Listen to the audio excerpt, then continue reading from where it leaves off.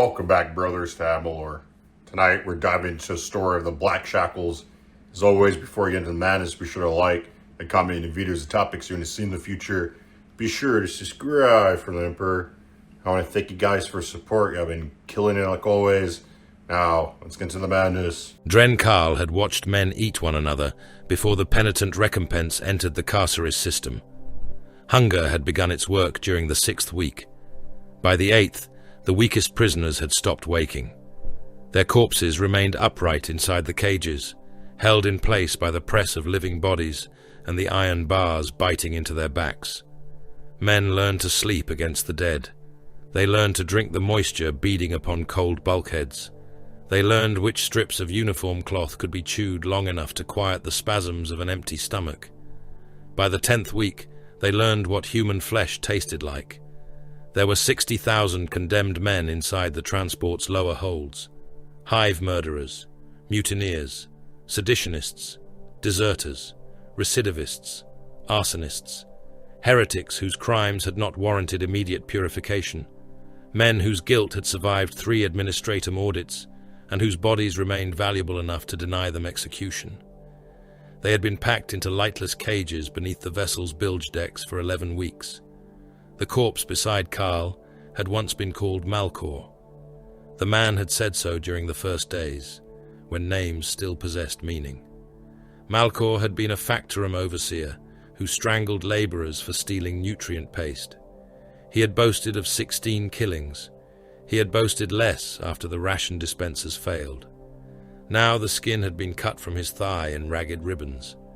Karl watched a thin prisoner kneel between Malkor's feet and chew. The man's gums were black. His face shone with fever. He tore a strip of meat free with his teeth, swallowed twice, and began to choke. No one helped him. When he collapsed, 3 others descended upon both bodies. A servo skull floated beyond the bars, its suspensor field whispering beneath the groans of the hold. Brass lenses rotated within the dead man's eye sockets. A parchment strip hung from its jaw, stamped with the black sigil of the Carceris jail authority. The skull watched the feeding. Its pick lens clicked. Karl looked directly into it. The lens contracted. He understood then that the starvation had not been caused by failed dispensers. Someone was measuring them. The realization did not frighten him. Fear had been beaten out of Karl in the punishment cells beneath Hive Drusus, flayed from him by shock prods and interrogator's wire. What remained was colder and more useful. He stepped forward and stamped on the fevered cannibal's neck. Bone cracked beneath his heel. The others scattered, dragging strips of Malkor with them. Karl crouched, searched the dead man's clothes, and found a sliver of sharpened cage metal sewn into the waistband. He took it. The servo skull's quill scratched across its parchment. "Record that," Karl murmured. The skull hovered for another moment before drifting onward through the dark. The hold doors opened 6 hours later. Light entered like a weapon. Prisoners screamed and clawed at their faces. Men who had lived for weeks in absolute darkness fell blind beneath the white glare. Armored wardens stood beyond the threshold in layered carapace plate, their faces concealed behind rebreather masks and crimson ocular lenses. Combat shotguns rested against their shoulders. A vox-amplified voice filled the hold. "Stand for disembarkation." Hundreds tried. Many could not. "Stand," the voice repeated. The first shotgun blast reduced a kneeling prisoner's head to red mist and white fragments. The body remained upright for a heartbeat, blood pumping from the ruined neck before collapsing beneath the boots of the others. The wardens advanced in a straight line. They shot every man who failed to rise. The condemned surged away from them, trampling the sick and crushing the dying against cage walls. Chains tightened between ankles. Men fell. Shotguns thundered. Solid rounds punched through backs, ribs and bellies, hurling ropes of intestine across the deck plating. Karl stood without moving. A prisoner clutched his leg and begged to be lifted. Karl kicked him away. The man vanished beneath the crowd. Boots broke his jaw. Someone stepped on his throat. The wardens shot him when the press moved on. Arrival, Carl understood, was not the end of the voyage. It was another examination. The survivors were driven into a spinal transit passage that ran along the vessel's inner hull. There, for the first time in 11 weeks, Carl saw the stars. The viewing slit was no wider than his hand. Condensation clouded the adamantine glass, but beyond it hung Carceris. The prison world filled half the void. It was iron grey, bruised with storms and wrapped in crawling veins of lightning. Poisonous oceans divided continents plated in industrial scar tissue. Fortress walls could be seen from orbit, vast concentric barriers surrounding manufactoria, crematoria, and strip mines, whose excavation wounds reached deep into the planetary crust. Orbital gun platforms hung above the atmosphere like executioners' blades. Their lance arrays followed the penitent recompense as it descended. Ancient prison hulks drifted between them, their armoured flanks crowded with docking gantries and gilded aquilae blackened by centuries of engine soot. Cargo vessels descended in chains. Some carried prisoners, others carried ammunition, machine parts, grain, corpses, and fresh regiments raised from whatever survived below. Carl pressed his forehead against the cold glass. He had expected a planet. Carceris looked like an oubliette large enough to imprison a civilization. A warden struck him across the spine with a shock maul. "Eyes forward, convict." Carl obeyed. The lander carried 8,000 men. They stood chained within tiered troop bays, shoulder to shoulder beneath automated sentry guns mounted in the ceiling. Warning sigils glowed red across the weapon housings. The muzzles tracked every movement. When the lander entered the storm belt, the hull began to shake. Thunder rolled through the troop bay. Ash hammered the armor like thrown gravel. The deck tilted beneath Carl's feet, and hundreds of prisoners fell against their chains. Someone began shouting a prayer to the Emperor. Another man told him to be silent. A fight broke out 3 ranks behind Carl. The ceiling guns fired. Heavy rounds crossed the troop bay in ruler straight lines. Men burst apart. One prisoner's chest opened from shoulder to hip, exposing ribs and lungs before the weapon's next shell removed his face. Blood sprayed across the chained ranks. Silence followed. A voice crackled from the lander's Vox system. "Maintain embarkation discipline." The craft lurched hard to port. A deep detonation sounded somewhere beneath them. Warning klaxons began to wail. "Starboard engine loss," a machine voice announced. "Thrust degradation exceeds accepted tolerance." Another voice answered through the Vox. Human. Bored. "Request abort and return to carrier." A pause followed. Then a reply came from the command deck. "Denied. Cargo classification does not justify fuel expenditure." Carl heard men begin to pray again, quietly this time. The lander dropped. His stomach rose into his throat. The chained ranks lifted from the deck and slammed down. Ankles snapped. Men screamed. One prisoner struck the railing hard enough to drive broken teeth through his cheek. The descent continued. The pilot fought the failing engine until the lander hit the runway. Metal shrieked. Carl's world became impact, blood and bodies. The floor rose beneath him. His knees folded. A man's skull struck the back of his head and broke open, spilling hot matter across Carl's neck. Hundreds of prisoners were thrown forward against their restraints. Leg bones punched through skin. Chains tore feet from ankles. The sentry guns fired into the panic until their barrels glowed. The lander came to rest amid screaming engines. Wardens opened the troop ramps before the survivors understood they had landed. Industrial ash blew inside. "Move." Those capable of walking stumbled down onto the runway. The rest crawled or lay tangled beneath the chains. Wardens dragged the injured outside by their arms. Carl watched them pull a man with 2 shattered legs toward a trench running beside the landing strip. The prisoner thanked them, mistaking removal for mercy. A shotgun fired. The body dropped into the trench. More followed. The engines roared overhead, swallowing the gunshots. Blood ran down the trench walls in branching streams. Servitors waited at the far end with corpse hooks and numbered collection bins. Carl stepped onto Carceris beneath a sky the color of old iron. The processing halls stood beyond the runway, each large enough to contain a cathedral. Gargoyles crouched upon their roofs, their stone mouths fitted with surveillance lenses. Black banners snapped in the storm, bearing a broken chain beneath the Imperial Aquila. Prisoners entered through iron gates. Numbers emerged from the other side. Carl stood naked beneath white lumen strips, while an administratum clerk examined his. The clerk was an ancient man sustained by a brass respirator and spinal augmetics. Ink stained his fingers. His eyes never left the scrolling record. "Dren Carl," he said. "Born Hive Drusus, lower manufactorum tier, former affiliation, the Ash Knives." Carl said nothing. Convicted of gang predation, extortion, unlawful possession of munitorum property, torture of bonded laborers, destruction of tithe infrastructure, hab arson, and the murder of Imperial enforcers. The clerk adjusted a lens over one eye. 119 confirmed killings. Probable total exceeds 200. Carl waited for disgust. There was none. The clerk might have been reciting crate weights.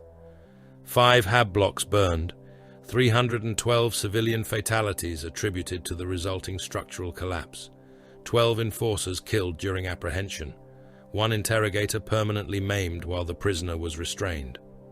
The clerk finally looked at him. Efficient cardiovascular response, elevated pain tolerance, no visible mutation, musculature acceptable. A stamping mechanism struck the slate. Potentially recoverable materiel. Carl felt something colder than hatred. He had made men scream his name in the underhive. He had burned families alive to punish one debtor. He had broken an enforcer captain finger by finger and fed the severed pieces to him before the man died. Carceris reduced all of it to suitability for reuse. A siren sounded outside. The processing line stopped. Through the open gate, Carl saw a prisoner wrench a shotgun from a warden's hands. The weapon fired into the warden's chest. Armor plate split. The man fell backward in a mist of blood. The convict raised the shotgun and roared. Others joined him. The uprising spread across the yard with the speed of flame through promethium. Prisoners seized mauls, chains, and broken processing tools. They dragged 2 wardens down and tore at the gaps in their armor with bare hands. No alarm sounded. Black-armored soldiers entered through the western gate. They wore scarred flak plate over long coats, and featureless rebreather masks hid their faces. Thick iron collars enclosed their throats. Each carried a laser gun with polished focusing lenses and freshly anointed power housings. They formed 3 ranks. The rioters charged. "First rank," an officer commanded. Laser guns rose. "Present!" The prisoners came on, screaming curses. "Fire!" Red light crossed the yard. The front of the mob disintegrated. Las bolts burned through eyes, throats, and chests. Flesh flashed into steam. Men spun and fell with smoking cavities punched through their bodies. "Second rank, fire!" Another volley. "Third rank, fire!" The soldiers advanced between volleys, never breaking cadence. Rioters who survived the last fire were beaten down with shock mauls. One soldier shattered a man's knee, crushed his jaw, then stepped over him without haste. The violence was exact, measured, obedient. The ringleaders were dragged beneath a suspended iron frame at the center of the yard. Hooks descended from chains. Wardens fixed them through wrists, jaws, and spines, while the condemned screamed. Above the frame, iron letters named the device, the gallows engine. Carl watched one masked soldier remove a glove to clear blood from his weapon's charge port. A prisoner identification brand marked the man's hand. These were not wardens. They were convicts. A gate opened behind them. Colonel Acastian Rall entered the yard at the head of the Carceris 19th Blackshackles Siege Regiment. His veterans marched in silence. Their armor was scratched, scorched, and repaired in a dozen places. Their collars were heavier than those worn by the processing laborers, with armored charge housings fitted beneath the jaw. Bayonets rested beneath lasgun barrels. Every weapon had been cleaned, blessed and maintained with greater care than most Imperial citizens ever received. No man looked toward the bodies. No man broke step. Carl had known killers all his life. Killers twitched. They boasted. They watched hands and doorways. They smiled when frightened men begged. These soldiers did none of those things. Carceris had not. Removed their savagery. It had taught that savagery to stand at attention. A pulpit rose above the execution yard upon hydraulic pistons. Lord Jailer Malrek Thane stood within it, dressed in robes of black and tarnished gold. A respirator grill covered the lower half of his face. Servo skulls circled his shoulders, carrying parchment rolls, voxcasters, and censer braziers. His voice emerged from every speaker in the yard. You were not spared. The prisoners became still. You were requisitioned. Thane extended one gloved hand toward the smoking dead. Carceris recognizes no innocence. It hears no appeal. It grants no release. There is no completed sentence beneath this sky. Behind him, the gallows engine began to turn. Hooks tightened. Spines broke. Men screamed until blood filled their mouths. You will mine until your lungs harden. You will labor until your limbs fail. You will feed the corpse starch vats. You will instruct others as live targets. You will surrender your flesh to the Mechanicus. Thane's masked gaze passed across them. Or you will become soldiers. The gates of the abyssal yard opened. Prisoners were driven into marked lanes beneath rotating turrets. Some ran when ordered. Those men were shot. Others froze. They were shot as well. Carl saw the pattern. The commands were traps only when disobeyed. Advance, the Vox ordered. The turrets rotated toward his lane. Every instinct told him to flee. Carl walked forward. Gunfire ripped across the yard behind him. Bodies struck the ground. Blood splashed his bare back. Run! He ran. Down! He threw himself onto the stones as rounds passed overhead and tore apart those slow to obey. Advanced toward the firing line. Men turned away. Carl moved toward the guns. The weapons ceased firing an instant before he reached them. By nightfall, he had been chained to 9 survivors. Harl Rusk stood among them, broad-shouldered and grey-haired, with the posture of a man who had once given orders. Ivan Morn smelled of chemical burns. Cord Bren carried the scars of the fighting pits. Lucan Merrow watched every lock in the barrack before he watched any man. A tattooed prisoner called Garrick laughed at Rusk's age. You think you command us, old man? Rusk killed him with 3 movements. He caught Garrick's wrist, twisted the arm behind his back, and drove the chain between them across his throat. Garrick kicked once. Rusk pulled until the vertebrae cracked. The wardens had not yet entered. Rusk lowered the body.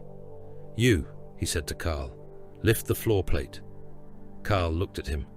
Why? Because morning muster begins in 4 hours. If they find him, they will interrogate the chain. Interrogation will consume training time. Carl smiled for the first time since entering the system. Together they hid the corpse beneath the barrack floor. The collar chamber waited before dawn.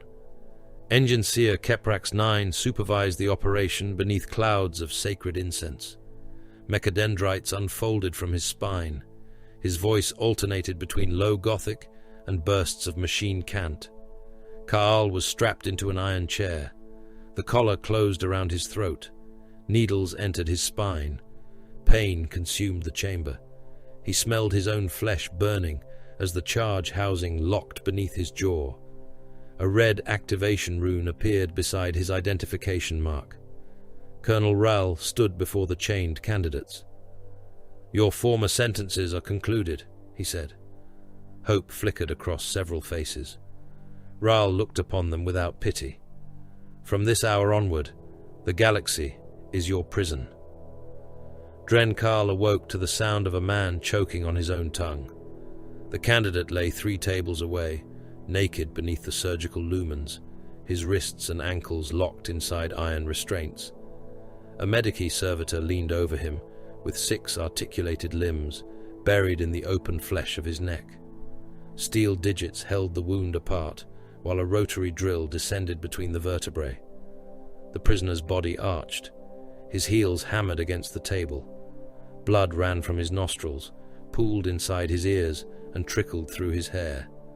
The drill gave a high metallic whine. Something pale and wet wound itself around the bit. The man stopped choking.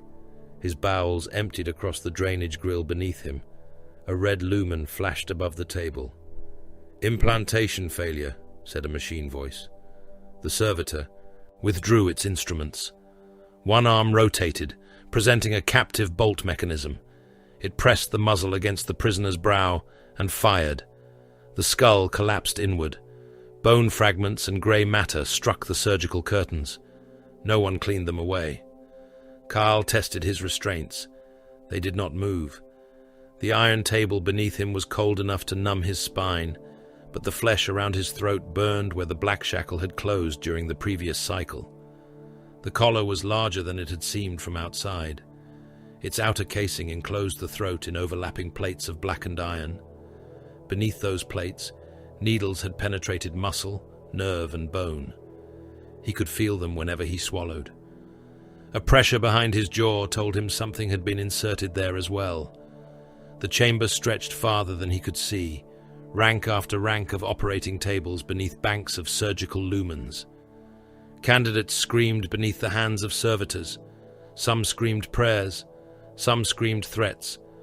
A few merely stared upward, as though refusing Carceris the satisfaction of sound. None received anesthetic. Carl watched another implantation begin. The servitor opened the prisoner's throat from beneath the left ear to the collarbone. Mechanical fingers pulled the artery aside. A chemical injector was pushed into the neck and fixed against the spine by barbed clamps. The prisoner tried to turn his head. The servitor's hand tightened. His jaw broke with a soft crack. Across the chamber, one of the collars detonated. The report was sharper than a gunshot. The prisoner's head vanished in a sphere of blood, teeth, and metal shards. His body remained strapped to the table, twitching while arterial spray painted the ceiling. Several candidates began shouting. Electrostatic current passed through their restraints. Their cries became convulsions. A figure moved between the tables beneath a cloud of incense and machine heat. Engineer Keprax 9 wore robes the color of dried blood. Much of his body had been replaced beneath them. Brass-jointed mechadendrites unfolded from his back, each ending in a different sacred instrument: injector, bone saw, auspex wand, sensor burner, electro-goad. A cluster of glass lenses occupied the left side of his face. His remaining human eye was milk white. He stopped beside Carl. "Subject consciousness confirmed," he said. His voice passed through a grill in his throat, every word layered beneath a pulse of binharic static. Carl looked toward the ruined body across the chamber. "Your machines make mistakes." "Negative. The implantation failed. The process did not." Keprax 9 lowered an auspex probe to Carl's collar. Runes moved across its screen. Neural contacts seated, vertebral anchors secure, chemical reservoirs intact, location beacon responsive, detonation charge dormant. Dormant. Until activated. A mechadendrite touched the base of Carl's skull. Pain erupted through him. Every muscle locked at once. His back bowed from the table. His teeth slammed together hard enough to split one of them. He could not breathe. He could not blink. The pain did not belong to any wound he understood. It moved through the nerves themselves, turning his own body into an instrument of punishment. Keprax 9 watched the auspex. Motor inhibition response within accepted tolerance. The pain ceased. Carl sagged against the restraints, dragging air through clenched teeth. "The Blackshackle is not an ornament," the engineer said. "It is an obedience engine." He rotated one metal finger. A diagram appeared above Carl in red hololithic light.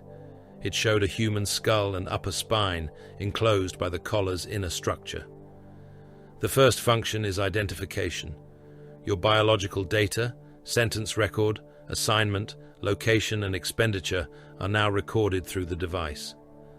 Expenditure: ammunition, medical compounds, nutrient allotment, respirator filtration, unauthorized inactivity. The diagram shifted. The second function is correction. Hesitation may be punished by pain, muscular paralysis, seizure, temporary blindness, or cardiac disruption. Another shift. The third function is enhancement.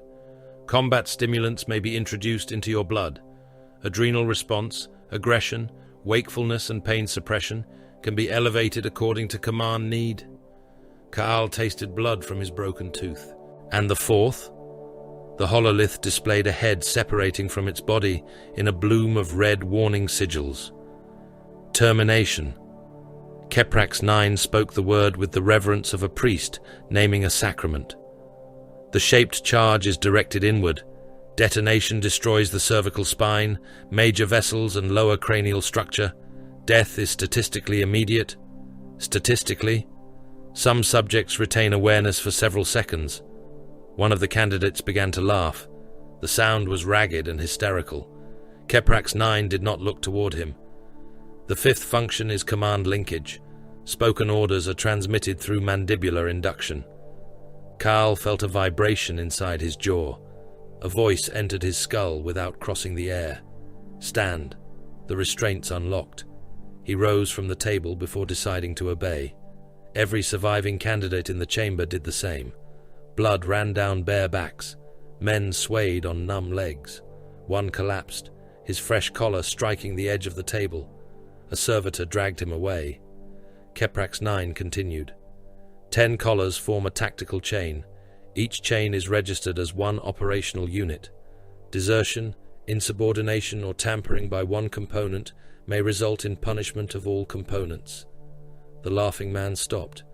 "You kill 10 for the cowardice of one?" asked Harl Rusk from a nearby table. The engineer turned his lenses toward him. "Correction. The coward kills 9. They were marched from the surgical chamber before their wounds were sealed. The next hall had once been a chapel. Its statues had been stripped of faces. Iron chains hung between the pillars. Thousands of candidates knelt upon a floor, carved with the names of regiments that no longer existed. At the far end stood Confessor Odrin Pell. He wore black vestments over scarred armor. Sheets of parchment had been nailed through the cloth, each covered in cramped high Gothic script. A chainsword hung at his hip. In one hand, he carried a staff topped by an iron aquila. In the other, a brazier burned with thick grey incense. Servo skulls circled above him, their mouths fitted with vox grills. "Lower your heads," Pell said. Some obeyed. Those who did not were struck by wardens. Kaal bowed only after he felt the first warning pulse inside his collar. Pell descended from the altar. "You have been told that this is service." His voice was not loud, yet the chapel carried it. "You have been told that the Emperor requires your strength. You have been told that blood spilled in his name may cleanse the stain upon your souls." He stopped before the first rank. "These are comforting lies." Several men looked up. Pell smiled. "The Emperor owes you no comfort." He walked between the kneeling candidates, trailing incense. "You ask for absolution because you mistake guilt for a burden placed upon you by others. It is not. Guilt is the shape of what you have done. It is the scar your deeds have cut into the Imperium. No priest can unmake it. No battlefield can erase it. No death can purchase innocence." Kaal watched him approach. Pell's eyes were dark and fever-bright. "The innocent may die as martyrs. The faithful may die as saints. You are neither." He struck the ferrule of his staff against the stone. "You are the weapon held by the condemned hand. You are the blade recovered from the murderer.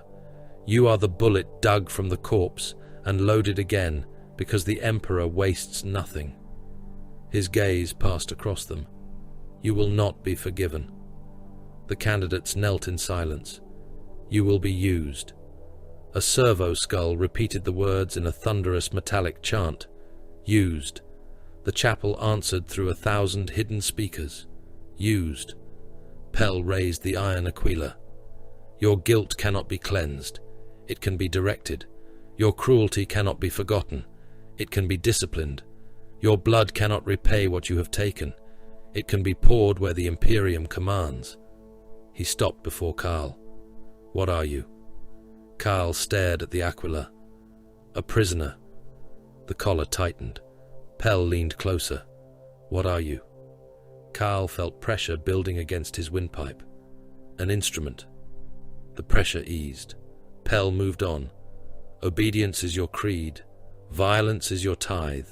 Death is your release. The sermon lasted 4 hours. Men fainted. Wardens revived them with shock mauls. Those who failed to repeat the creed of unforgiven service were dragged behind the altar. Carl heard bolt shots from the chamber beyond. By the end, every surviving voice spoke as one. No pardon.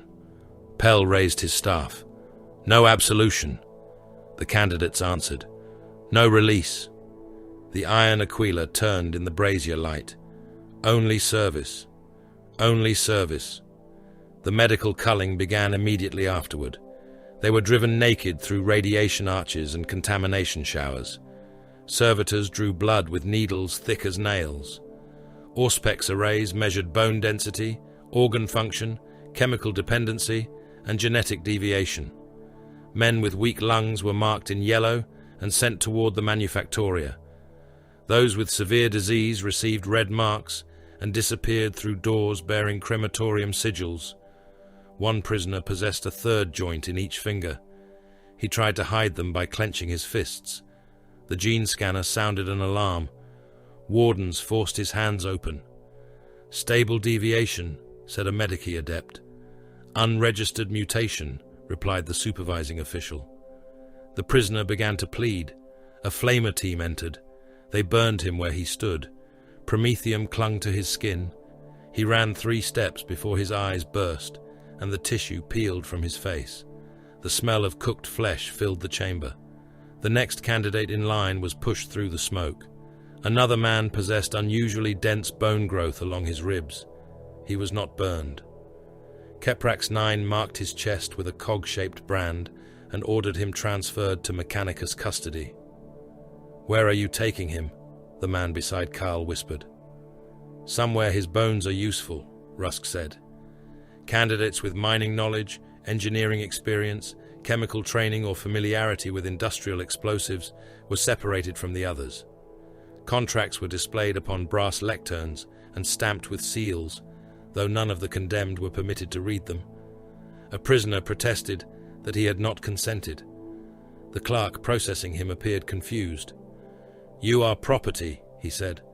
"Property does not consent." The weapons hall smelled of oil, ozone, and old blood. Stripped laser guns rested upon stone benches beneath devotional plaques. Each weapon lacked a power pack, focusing assembly and receiver cover. Shock servitors stood behind the candidates with mauls held ready. Carl touched the rifle before him. The servitor struck him across the shoulders. He fell against the bench. "Wait for the order," Rusk said. Carl rose. An instructor wearing the black armor of the Carceris 19th stepped onto a platform. "The weapon is sacred property of the Departamento Munitorum," he said. "You are temporary custodians. Damage to the weapon is destruction of Imperial materiel. Damage to you is expected wastage." He lifted a laser gun. "Disassemble." Hands moved across the benches. Carl removed the barrel housing first. The shock maul struck the back of his knee. He dropped. "Power assembly before barrel housing," Rusk said without looking at him. "You knew?" "I carried one before you learned to murder for food." Carl glared at him. Rusk's hands moved with practiced precision. Cover, focusing chamber, power coupling, barrel housing, stock plate, each part placed in order upon the bench.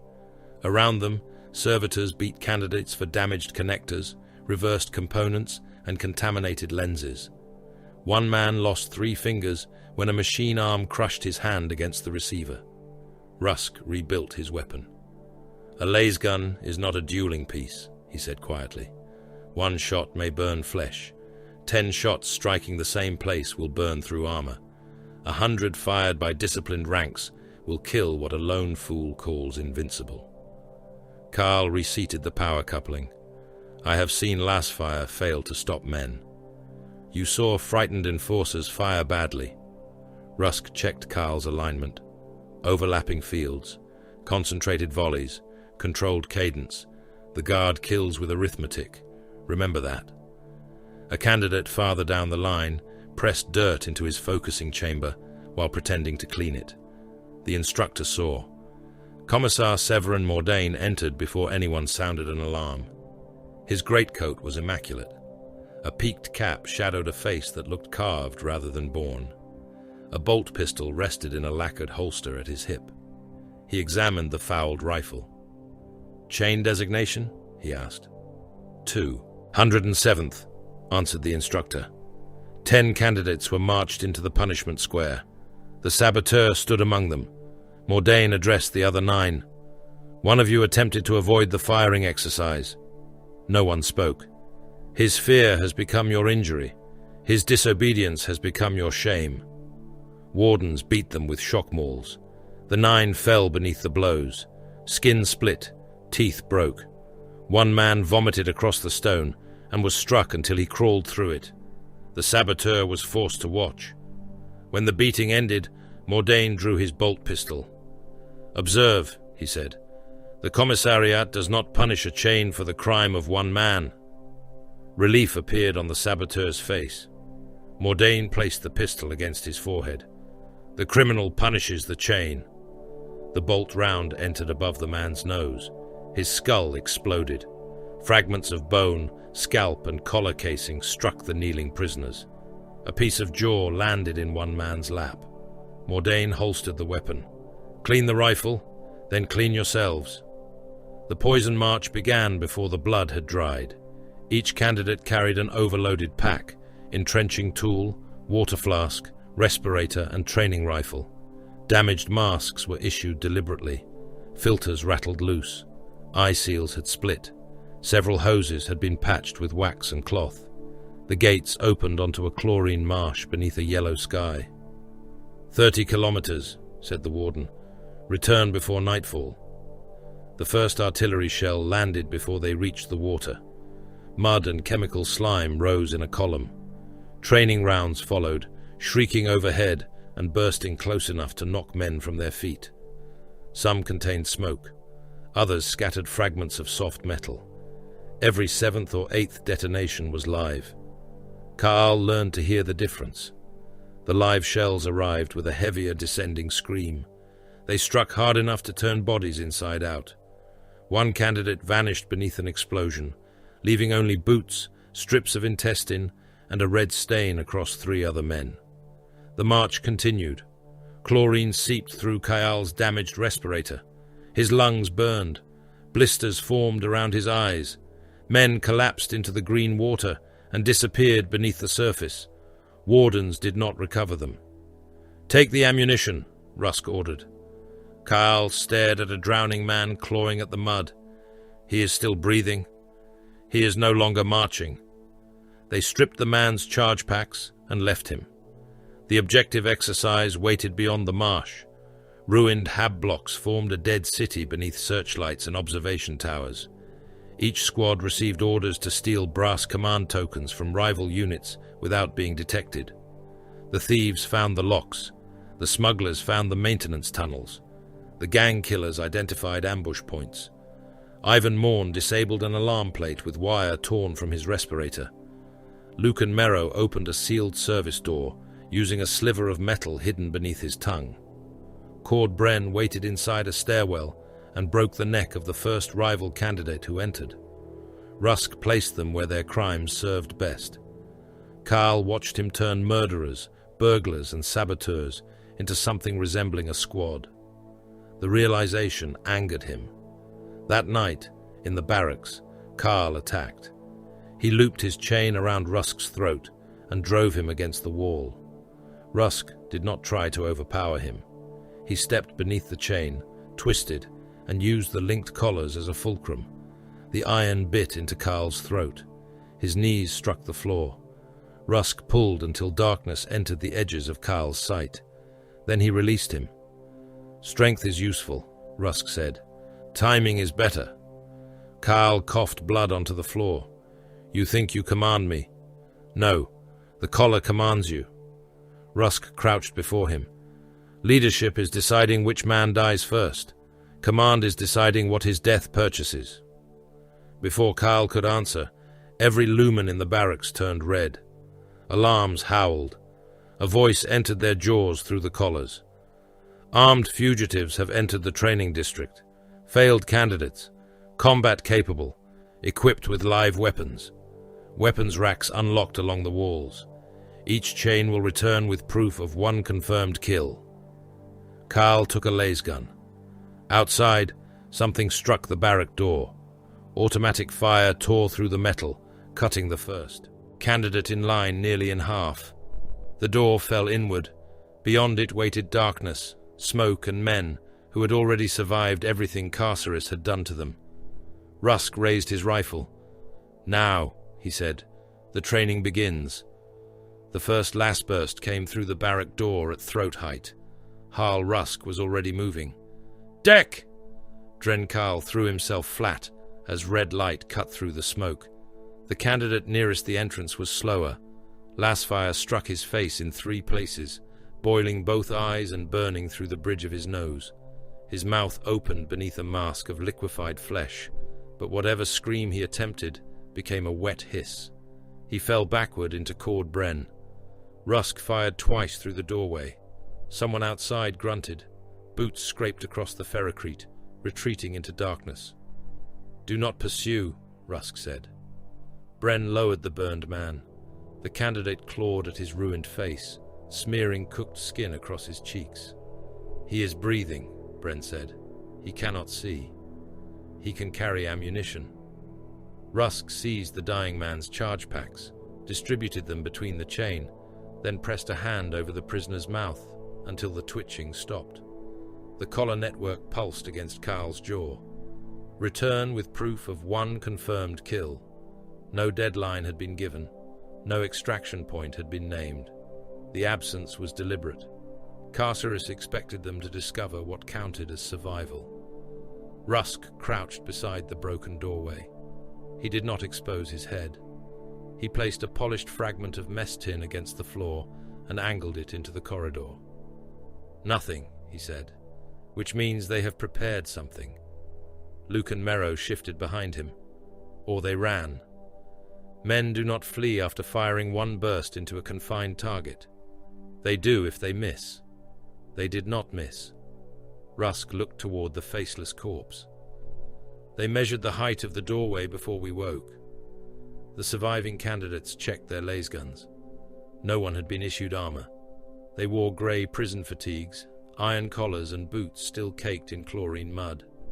Their weapons held partial charge packs, whose remaining capacity appeared as uncertain amber runes. Ivan Morn knelt beside the wall and placed 2 fingers against the ferrocrete. "Movement in the service duct," he whispered. Carl heard nothing. Morn pointed upward. A ventilation grill hung above the doorway. Someone had loosened the retaining bolts. "Back," Carl said. A severed collar fell through the grill. Its charge housing had been split open and packed with metal shards. Carl kicked it into the corridor. The device detonated. Fragments screamed back through the doorway. One tore through a candidate's cheek. Another buried itself in Carl's upper arm. The pain was bright and immediate, but the shard had missed the bone. Rusk fired at the grill. The last bolts punched through it and burned black holes into the duct. A man cried out above them. Bren seized the frame, ripped the grill down, and reached into the opening. He dragged a fugitive head first through the duct. The man wore fragments of old Blackshackle armor. His throat was a mass of scars, where his collar had been cut away. A stolen las pistol hung from one hand. Bren smashed him against the floor. The fugitive tried to raise the pistol. Carl stamped on his wrist until the bones broke, took the weapon, then drove its muzzle beneath the man's chin. "Wait," Rusk said. Carl looked at him. We require information before proof. Rusk crouched beside the fugitive. How many? The man spat blood across his boots. Rusk took the last pistol from Carl and burned through the prisoner's left knee. The fugitive screamed. How many? Enough. Where are they? Everywhere. Rusk shot the other knee. The man's scream became a sob. Training district, he gasped. Old transit halls, processing levels, furnace access. What furnace? The fugitive laughed despite the pain. You do not know. Rusk placed the pistol against his chest. What furnace? The place they make soldiers. Rusk fired. The last bolt punched through the fugitive's sternum. His body jerked once and sagged. Take the head, Rusk said. Bren drew his issued knife. Beyond the barrack, the training district had become a battlefield. The failed candidates knew every corridor, maintenance shaft, and dead angle. They had survived months or years within the district before escaping their chains. Some wore scavenged flak plates. Others had wrapped themselves in insulation cloth or sections of blast curtain. All carried stolen weapons. They did not attack in mobs. They struck from firing slits cut into walls. They used service tunnels to move behind candidate chains. They rigged doors with grenades and stretched monofilament wire across stairwells. The corridors filled with lasfire, screams, and the metallic thunder of detonations. Candidate chains fired wildly into shadows. Most struck nothing. Rusk slapped one rifle aside before its muzzle crossed his body. Cease firing. We are taking fire, Mero snapped, and you are answering with noise. A lasbolt struck the wall beside them, showering sparks across Rusk's coat. He did not flinch. Bren, suppress the junction. 3-round sequence. Carl, with me. Morn, hold center. Mero, watch the rear. You expect us to count shots? Bren asked. I expect you to know whether your weapon is loaded when something reaches you. Rusk raised 2 fingers. Bren leaned around the corner and fired 3 measured shots. Red bolts hammered the opposite wall. Rusk moved. Carl followed him across the junction, while Bren fired another sequence. They reached the far side before the fugitive marksman recovered. Now, Rusk said. Carl stepped into the adjoining passage and saw movement behind a ruptured pipe. He fired once. The shot struck armor and threw sparks. The fugitive answered. Carl felt heat pass his face. Rusk fired into the man's leg. As the fugitive collapsed, Carl put 2 shots through his throat. Too many, Rusk said. He was still moving. Then your first shot was poor. Rusk removed the dead man's charge pack and checked its capacity. Advance by pairs. 1 moves, 1 covers. No one fires without a target. No one crosses a weapon's line. No one abandons his chain. They moved deeper into the district. Panic killed more candidates than the fugitives. Men ran into crossfires. Chains crowded doorways and died together. Some emptied entire charge packs into blank walls because they mistook echoes for movement. Rusk's group advanced slowly. Bren and Morn suppressed. Carl and Rusk moved. Then the pattern reversed. They counted every shot. They checked every ceiling grill. They stepped over the dead and took what remained in their pouches. Carl had once believed discipline was the refuge of men without instinct. Inside the killing corridors, he understood its purpose. Instinct told a man to fire at every shadow, run from every detonation, and seek shelter alone. Discipline made 10 frightened men behave like one creature. That creature had more eyes, more ammunition, and more chances to kill. They reached a stairwell leading toward the upper transit halls. A prisoner lay upon the landing. His lower body was hidden beneath rubble. Blood covered his fatigues. His lasgun rested just beyond his fingertips. "Help," he whispered. Bren started forward. Carl caught his harness. The wounded man looked at them. "Please." His breathing was wrong. Carl had heard men conceal pain before. In the underhive, debtors breathed that way, while pretending not to know where they had hidden their coin. Enforcers breathed that way, when they waited for a murderer to lean close enough for a final knife thrust. The breaths were shallow, but too regular, controlled. "He is holding himself still," Carl said. The wounded man stopped pleading. His hand moved toward his chest. Carl shot it off. The last bolt burned through the wrist and left the hand twitching on the stone. Morn approached from the side. He used his knife to cut open the blood-soaked tunic. Demolition cord had been threaded through the man's ribs and wound around his spine. A pressure trigger rested beneath his ruined hand. Bren stared at it. They packed it inside him.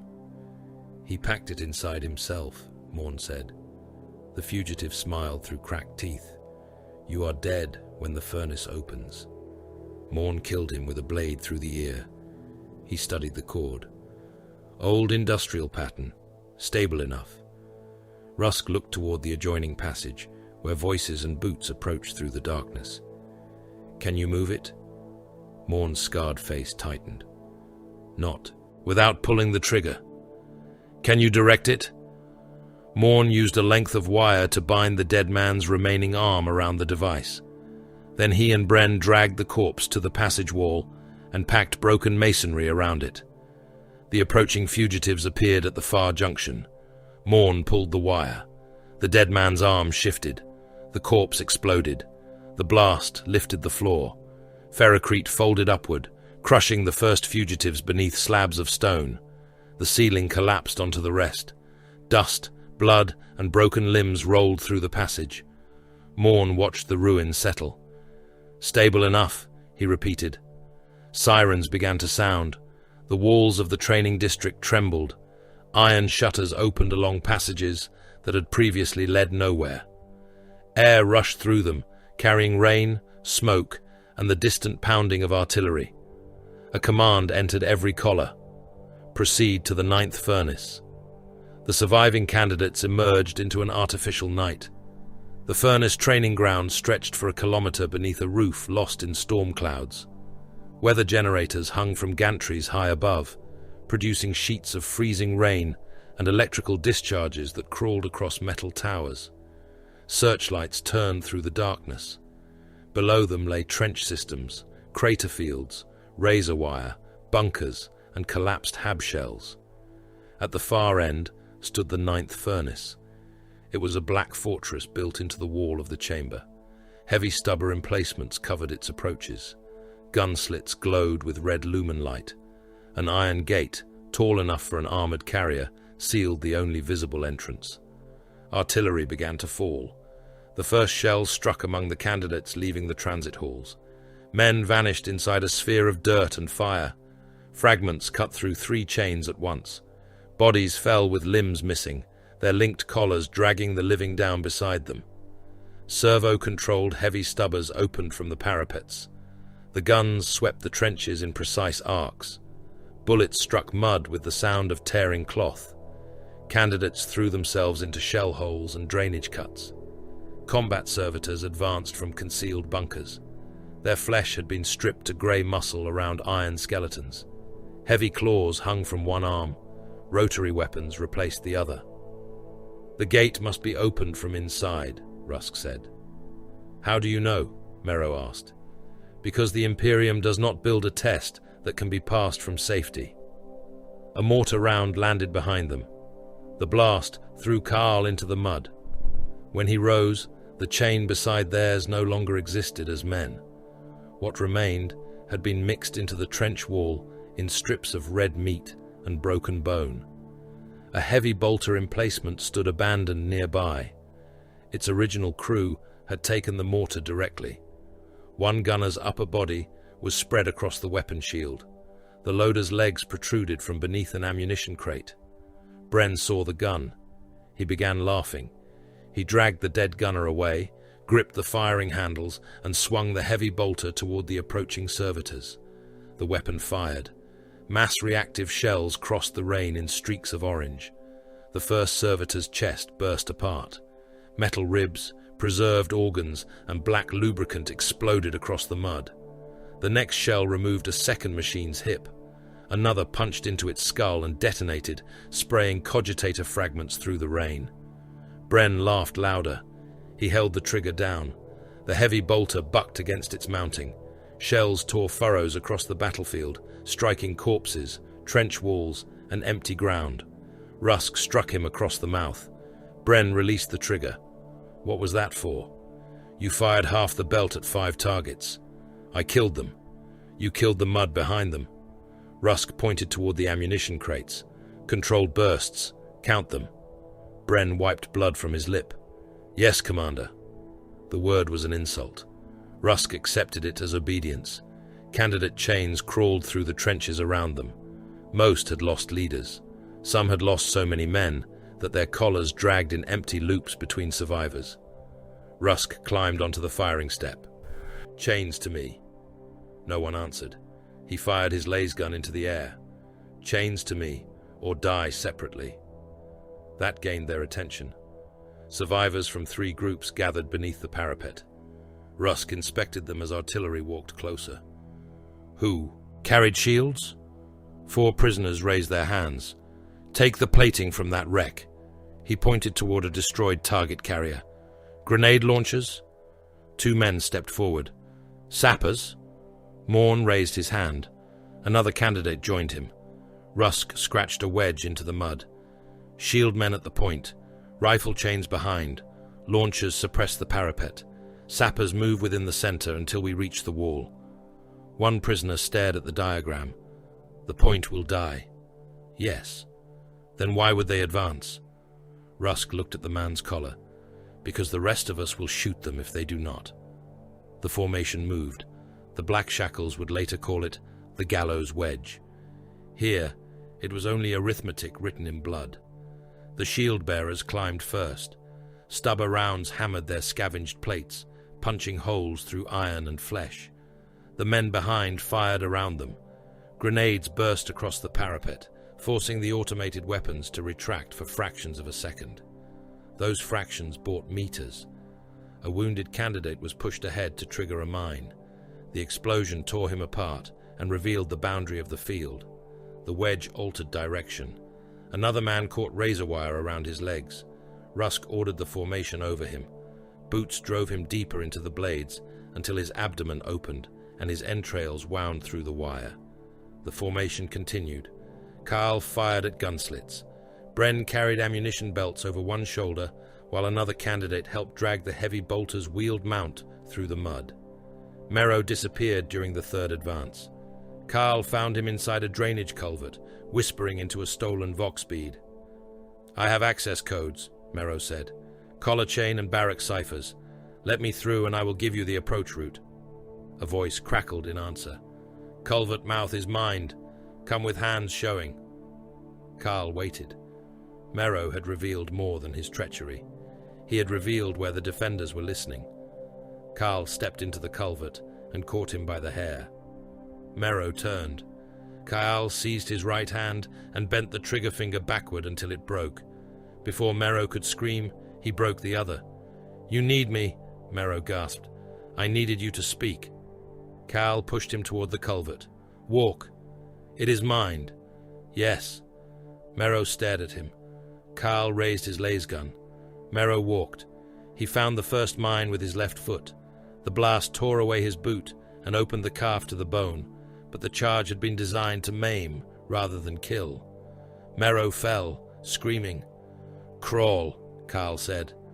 Merrow dragged himself onward, marking 2 more pressure plates with his blood before collapsing. Morn followed, disarmed the remaining devices, and placed melter charges against the inner maintenance gate. Artillery struck the trench above. The wall collapsed. Rusk disappeared beneath mud and broken plating. Carl reached the culvert entrance. The objective lay ahead. He could leave Rusk buried and advance with Morn. Instead, he turned back. He dug through the mud with both hands until he found Rusk's coat. The former officer's leg was twisted beneath a slab of metal. Blood ran from his scalp. Leave me, Rusk said. You know the fortress. I know enough to order you forward. Carl dragged him free. It was not mercy. Mercy belonged to men who believed life possessed value of its own. Rusk possessed knowledge. The chain needed that knowledge more than Carl needed speed. Together they entered the culvert. Morn's melter charges burned through the inner gate in a white blaze. Molten metal ran across the floor. Bren positioned the heavy bolter behind the breach. 3-round bursts, Rusk said. Bren grinned through bloodied teeth. The gate fell. He fired. Shells tore the defenders apart inside the passage. One fugitive vanished from the waist upward. Another struck the wall in pieces, his collar spinning through the air, trailing meat and cable. Carl went through the breach behind the fire. The fortress commander waited in the control chamber, wearing full Blackshackle plate. His collar had been removed, leaving a ring of scar tissue around his throat. He carried a chain blade in one hand and a las pistol in the other. He shot Carl through the shoulder. The bolt spun him, but did not drop him. The commander charged. Carl caught the chain blade against his laser gun. The weapon's teeth chewed through the rifle casing. He released it, stepped inside the man's reach, and drove his forehead into the commander's face. Bone broke. The man slammed Carl against the command altar. His forearm crushed Carl's collar into his throat. Carl seized the heavier edge of his own Blackshackle and drove it upward beneath the commander's jaw. The iron collar crushed the man's windpipe against the vertebrae. The commander choked. Carl drew his trench knife. He thrust it beneath the jaw and drove the blade into the skull. The man died against him. Carl let the body fall and struck the command rune. The 9th furnace's gate opened. A chronometer appeared across the control altar. 3 minutes and 41 seconds remained. The guns ceased firing. The artillery stopped. Silence descended across the trench field. Of the 12,000 candidates who had entered the training district, fewer than 1,000 stood before the 9th furnace at dawn. Wardens moved among the wounded. They did not carry medical kits. Shotguns sounded across the mud as every man judged incapable of further training was executed. Some begged, some cursed, some recited Pell's Creed. The result was the same. Colonel Acastian Rahl watched from the fortress parapet. "Victory does not make you worthy," he told the survivors. "It identifies which material has not yet failed." Branding irons were brought from the furnace. Carl knelt while the broken chain sigil of Carceris burned into the flesh above his heart. He smelled his own skin cooking. A folded uniform was placed before him. Black fatigues, reinforced boots, flak vest, webbing, rebreather, laser gun. His first complete issue. His first possessions since conviction. Rahl looked down upon the branded survivors. "You have qualified for induction into the furnace companies?" A man near Carl began to laugh with exhausted relief. Rahl's gaze settled upon him. "You misunderstand." The laughter died. "Training begins tomorrow." The months that followed were measured in ammunition expended, bodies removed and names erased from the rolls. Dren Carl learned to sleep through artillery. He learned to wake at the first pulse transmitted through his collar, to lace his boots in darkness, and to strip a laser gun before his eyes had fully opened. He learned the taste of filter charcoal, the weight of wet flak plate, and the distance a man could march after the skin had split from both heels. Carceris taught by repetition. A trench was dug, fortified, shelled and taken. Then the survivors filled it in and began again. Assault companies crossed razor wire beneath live, heavy stubber fire. Sapper cadres crawled through drainage culverts, seeded with anti-personnel mines. Heavy weapons crews learned to dismantle mortars and autocannons, while wardens released chlorine into their emplacements. Reconnaissance sections were abandoned in the northern ash wastes, with one ration between 10 men and orders to return carrying the identification tags of another section. Those who returned empty-handed were shot. Those who returned late were questioned. Those who lied were questioned for longer. Confessor Odrin Pell preached before every exercise and after every execution. His sermons followed them into the trenches through vox horns fixed to the walls. "Pain is not punishment," his voice declared, while the candidates dragged ammunition crates through a bombardment. "Pain is instruction. Punishment begins when instruction is no longer useful." A shell struck the marching column. 3 men disappeared inside the blast. A fourth landed beside Carl without legs, his lower body reduced to a steaming length of spine and opened intestine. The column did not stop. Harl Rusk kicked the dying man's charge packs free and passed one to Carl. "Count your issue." Carl glanced at the power rune. 2 full, 1 at half. "Then he has served twice." They marched onward.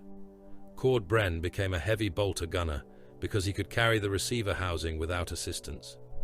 Ivan Morn entered the sapper cadres after demonstrating that he could identify 6 patterns of industrial explosive by smell alone. Lucan Merrow survived the mined culvert and returned with a ruined foot, 2 broken trigger fingers, and a hatred of Carl he no longer possessed the courage to express. The Medici fitted him with crude metal splints and assigned him to reconnaissance. "Why keep him?" Carl asked. Rusk watched Merrow practice firing with his middle finger. "Because he can open doors. He tried to sell us, and now he knows betrayal failed." Rusk adjusted the sling of his lasgun. "A failed traitor may still be useful. A pardoned one never is." The first formal muster took place beneath the Western Gallows at the beginning of the storm season. Some 60,000 soldiers stood in ranks across the parade grounds. The condemned had become the Carceris 19th Blackshackle Siege Regiment. The designation was misleading by the standards of less brutal worlds. It was not a regiment, as an ordinary Imperial commander might understand the word. Carceris raised formations in numbers suited to the rate at which they were expected to die. The 19th contained assault companies large enough to consume city districts, heavy weapons companies capable of turning entire trench lines into overlapping kill zones, sapper cadres trained to undermine fortress walls, and reconnaissance sections composed of burglars, smugglers, assassins, and escaped killers who understood concealment as instinct. Above them hung the banners of extinct predecessors. The Carceris 3rd had died on Vannick's Fall. The 7th had vanished aboard a troopship swallowed by the warp. The 11th had been expended during the cleansing of the Ghast trenches. The 15th had returned with fewer than 1 man in 100 and had been dissolved for parts. Colonel Acastian Ral stood upon a black iron dais beneath the broken chain standard. His armor bore no ornament beyond rank pins, campaign scars, and the heavy collar around his throat. The device was larger than those worn by the newly inducted, its charge housing protected by a plate of dark ceramite. "You are not brothers," he told them. The parade ground remained silent. "You are not sons of Carceris. This world has no sons. It has inmates, labor, and weapons." The wind pulled at his coat. "You will be called a regiment because the Departamento Munitorum requires a word to place upon a ledger. Do not mistake classification for fellowship." He looked across the massed ranks. "Fellowship is an indulgence. Function is survival."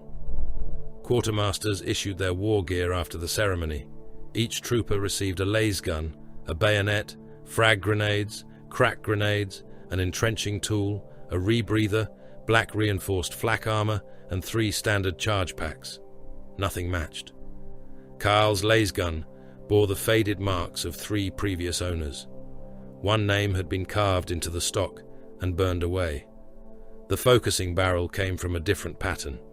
The sling had been patched with human skin, cured into hard grey leather. His flak vest was too large across one shoulder and too tight beneath the arms. One plate carried a crater where a round had struck without penetrating. Brown stains darkened the webbing. "Previous wearer?" Carl asked the quartermaster. "Deceased." "Cause?" The quartermaster stamped the issue slate. "Equipment recovered." Bren received a heavy bolter older than any man present. Its casing had been painted black so often that the serial markings were almost buried. Morn received demolition charges packed in waxed cloth, a melter cutter, blasting cord, and a dented auspex whose machine spirit produced warnings even when nothing moved. Plasma guns were issued only to candidates considered stable enough to understand that the weapon might kill them without enemy assistance. Flamers went to men who showed patience around fire. Grenade launchers went to those who could estimate distance under pressure. Mortars, autocannons, and heavy bolters were assigned to crews whose collar records proved they could follow firing orders while wounded. Every item was ancient. Every item was sacred. Neglecting a weapon earned the offender 3 warnings. The first came from the instructor. The second came through the collar. The third came from Commissar Mordain's bolt pistol.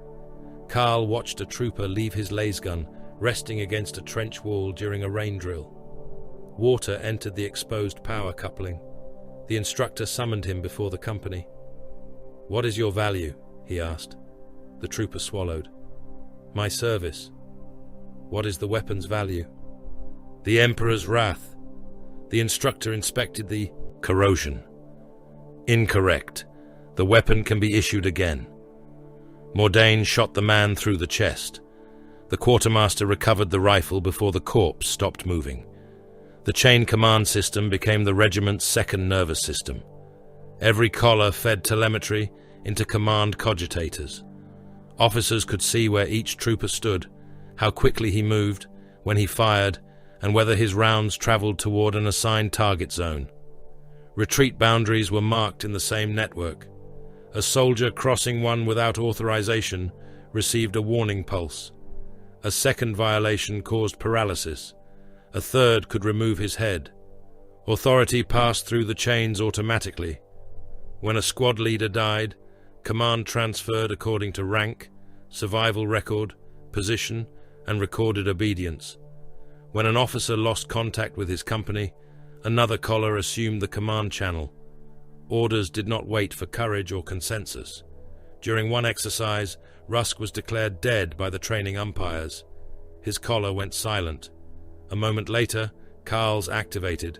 Temporary chain command. He felt the words vibrate through his jaw. Bren looked at him from behind the heavy bolter. "You?" Carl examined the tactical slate. The designated approach had become a killing ground beneath mortar fire. "Smoke the left trench," he said. "That is not the objective." "It will be." He sent Mero through a drainage pipe, ordered Morn to collapse the central passage, and forced the opposing squad toward Bren's firing lane. The ambush destroyed them in less than a minute. When Rusk's command status returned, he studied the bodies. "You ignored the assigned route. The route was watched. You used Mero alone. He was the smallest. You could have lost him." Carl glanced toward Mero crawling from the pipe. "Yes." Rusk nodded once. "Command confirmed." The mutation from criminal host to regiment did not occur cleanly. The 82nd Assault Company mutinied after learning that its deployment schedule had been accelerated. The men killed 2 instructors, seized an armory, and barricaded themselves inside the decimation hall. They demanded removal of their collars. They demanded sentence review. They demanded transport off-world. Colonel Rahl heard every demand without interruption. Then he sealed the hall. The leaders' collars detonated together. From outside, Carl heard a sound like a volley fired into wet meat. The doors opened 15 minutes later. Headless bodies lay across the barricades. Blood steamed upon the stone. Rahl ordered the survivors into ranks. 1 man in 10, he said. Entrenching tools were distributed. The mutineers stared at one another. Rahl waited. The first killing was clumsy. A trooper struck his designated victim across the temple, but the shovel's edge failed to penetrate. He struck again. The third blow opened the skull. The fourth drove bone into the brain. Other men began. The hall filled with the ringing of metal, the crunch of ribs, and the wet chopping of sharpened tools through flesh. Some victims fought. Some ran. Their linked chains dragged others with them. Wardens forced the survivors back into position. When it ended, the floor was covered in blood and fragments of scalp.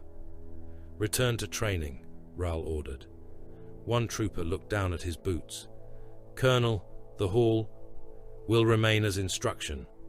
The company marched back to the assault grounds, with blood filling the seams of its soles. The regiment's final examination began beneath the false sky of Training Hive Gethsemane. The structure was a complete urban district, built from ferrocrete, scrap metal, and the dismantled hab blocks of executed populations. Another Carceris regiment defended it with live weapons. The 19th received orders to capture the command bunker within 12 hours and neutralize all organized resistance. Rusk studied the outer defenses from an observation trench. Gun emplacements covered every avenue. Barricades divided the central boulevards. Snipers occupied the upper habs. The obvious sewer mouths were mined. "Frontal assault?" Bren asked. "For someone," Rusk said. He transmitted a false withdrawal code across an unsecured Vox channel. Then he sent 2 weakened chains toward the eastern gate, carrying smoke launchers and captured banners. The defenders saw a retreat forming. They redirected fire. Rusk led Carl's squad into a sewage overflow concealed beneath a corpse processing depot. The channel was half filled with chemical waste and human remains. Stripped skulls rolled beneath their boots. Fat clung to the walls in pale layers. Merrow found a service lock beneath the surface. Morn opened it. They emerged behind the first defensive belt, wearing black coats taken from dead sentries. Merrow copied challenge codes from a command slate. Bren concealed the heavy bolter beneath a corpse shroud, while Carl walked beside him as though escorting a casualty team. They passed 2 checkpoints. At the third, an officer noticed Carl's collar designation. "You are 19th, he said. Carl shot him through the mouth. Bren tore away the shroud. The heavy bolter opened inside the checkpoint. Mass reactive shells burst men against the walls. One defender lost both arms and half his chest, remaining upright only because his spine caught on a railing. Another shell entered a trooper's abdomen and detonated inside his pelvis, scattering bone and organs across the command lectern. Morn destroyed the alarm relay.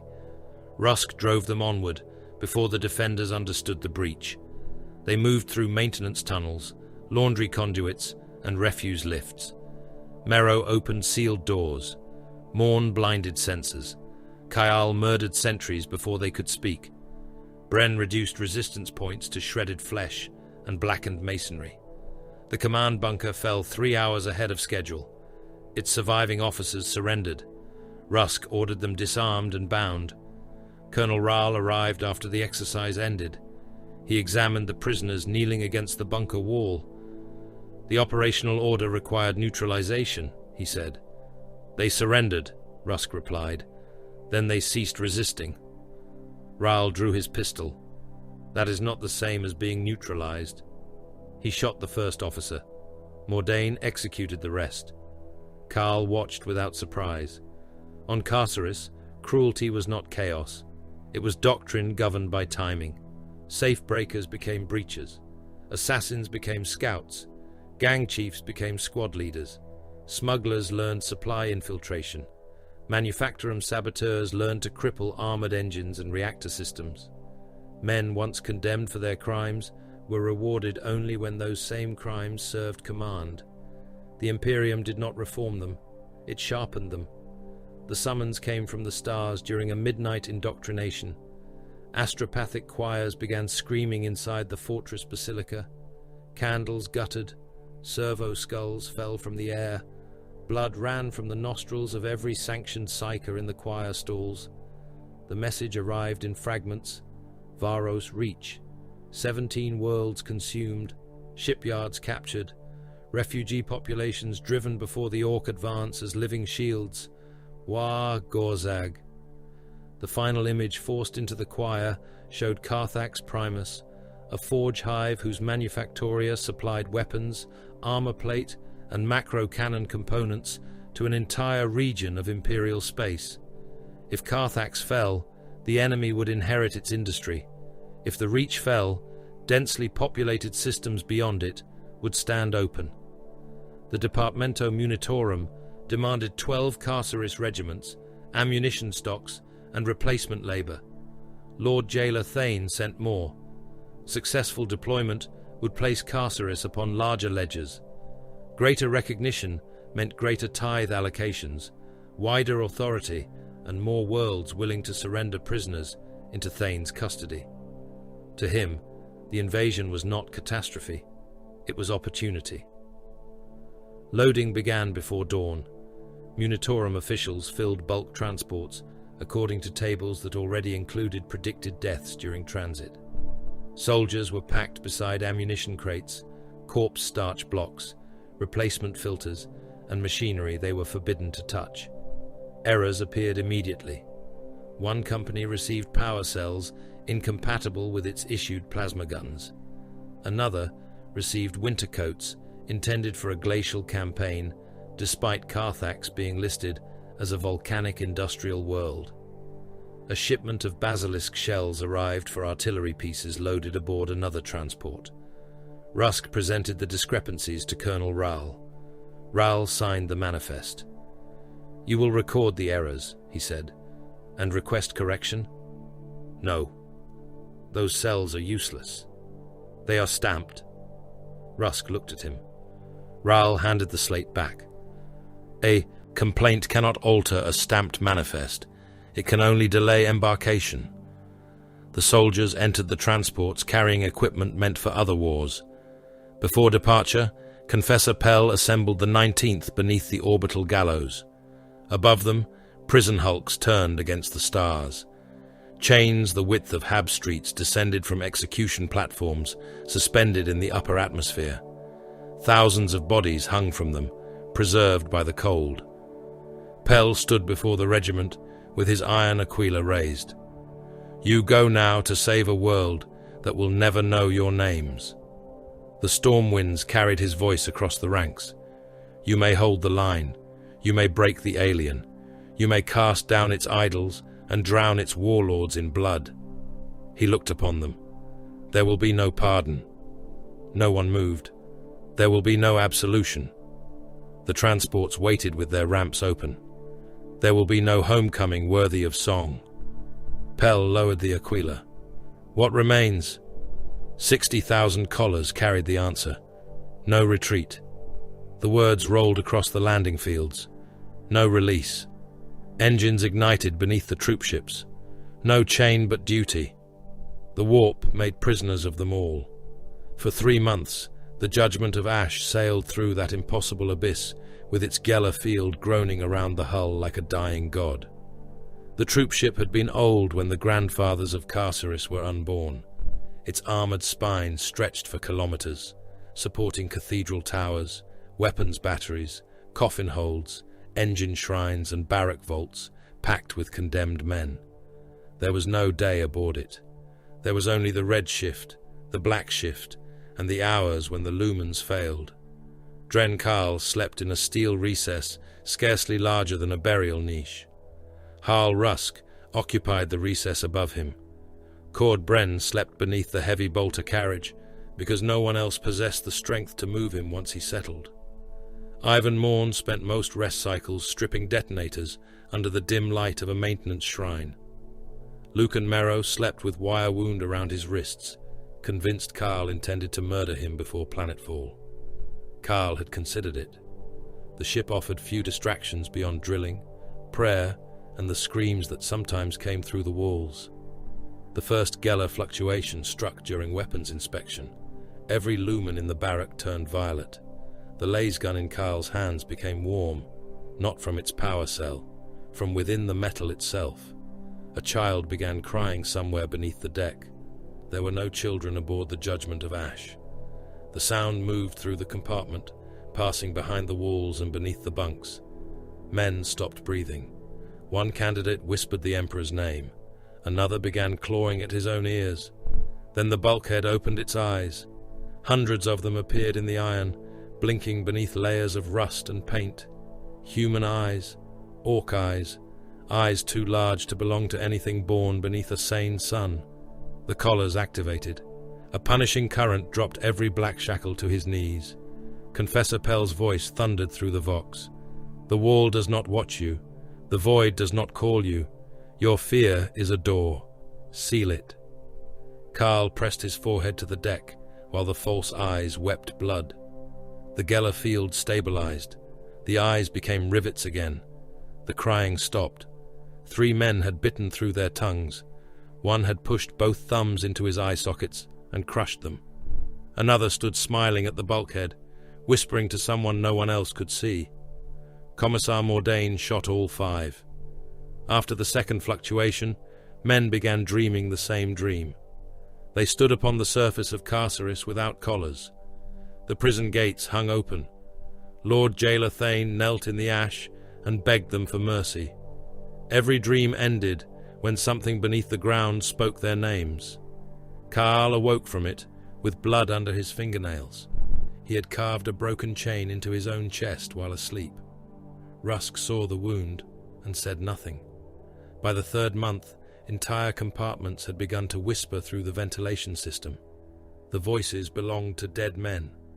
Carl heard Garrick, whose neck Rusk had broken beneath the barrack floor. He heard the commander of the 9th Furnace choking upon the trench knife lodged in his skull. He heard men from the penitent recompense begging for help as shotguns fired above the landing trench. Then candidate Harren Vey began answering them. Vey had served in an assault company 2 decks below Carl's chain. He spoke in 12 voices during a ration issue. Each voice gave the name, sentence, and final words of a Blackshackle who had died during training. Some had been dead before Vey arrived on Carceris. The compartment overseer summoned the commissariat. Mordain arrived with naval armsmen, a confessor, and a sanctioned psyker whose face had been hidden behind an iron hood. Vey looked at the commissar and smiled. When he spoke, Colonel Raoul's dead predecessor answered through his mouth. "You carried us into the dark." Mordain sealed the compartment doors. More than 4,000 soldiers and bonded laborers remained inside. The men began striking the hatches when they realized what was happening. Fists hammered against metal. Lasfire burned through viewing slits. Someone screamed that Vey had been killed. Someone else screamed that he was still speaking. Mordain ordered the compartment vented. The naval officer beside him hesitated. "Commissar, there are 4,000 loyal effectives within. There are 4,000 possible conduits.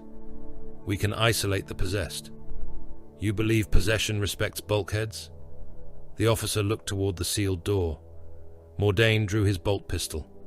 "Open the exterior vents." Warning klaxons sounded throughout the deck. The compartment emptied into the warp. Carl heard the atmosphere rush away through the hull. The screaming ended in stages as men lost breath, consciousness, and blood pressure. The final sound came through the ventilation grill after the compartment should have been empty. Laughter. Mordain ordered the neighboring decks burned with consecrated promethium. The official record listed the deaths as transit attrition. The judgment of ash emerged from the Imperium beneath the guns of the Varo's muster fleet. Reality returned violently. The ship shuddered as its warp drives disengaged. Men vomited into deck drains. Blood ran from old surgical wounds. Carl's collar flashed red, then green, confirming that the laws of matter had resumed their authority. He was summoned to an officer's briefing because the chain command system had marked him as an acting squad leader. The strategium occupied the center of the troopship's command bastion. Brass balconies surrounded a sunken hololithic table. Officers of the 19th stood beneath hanging censers, while tactical servitors recited casualty projections in emotionless voices. A projection of the Varos Reach rotated above the table. Stars burned as pinpoints of gold. 17 had been marked with orc glyphs. Lord General Reth Caradon appeared through a wavering astropathic relay. He was a heavy-faced man in a decorated cuirass, surrounded by aides, servo skulls, and regimental standards. His left eye had been replaced by a red targeting lens. "Current Imperial deployment exceeds 2 billion military personnel," Caradon said. "This figure includes Astra Militarum formations, planetary defense forces, naval armsmen, Skitarii maniples, and auxiliary labor cohorts." The hololith expanded. Battlegroup sigils filled the void around Carthax Primus. Navy cruisers, troop transports, fuel tenders, ammunition ships, medici vessels, and repair hulks formed a procession vast enough to resemble a moving nation. Titan landers descended toward the world beneath the protection of battleships. Mechanicus arc vessels hung above the orbital plane like iron moons. The Collegia Titanica has committed several maniples. The Adeptus Mechanicus has deployed Skitari cohorts to defend primary industrial sanctums. Imperial Navy battle groups continue interdiction operations throughout the outer system. Green stains spread across the projection. They are insufficient. No one spoke.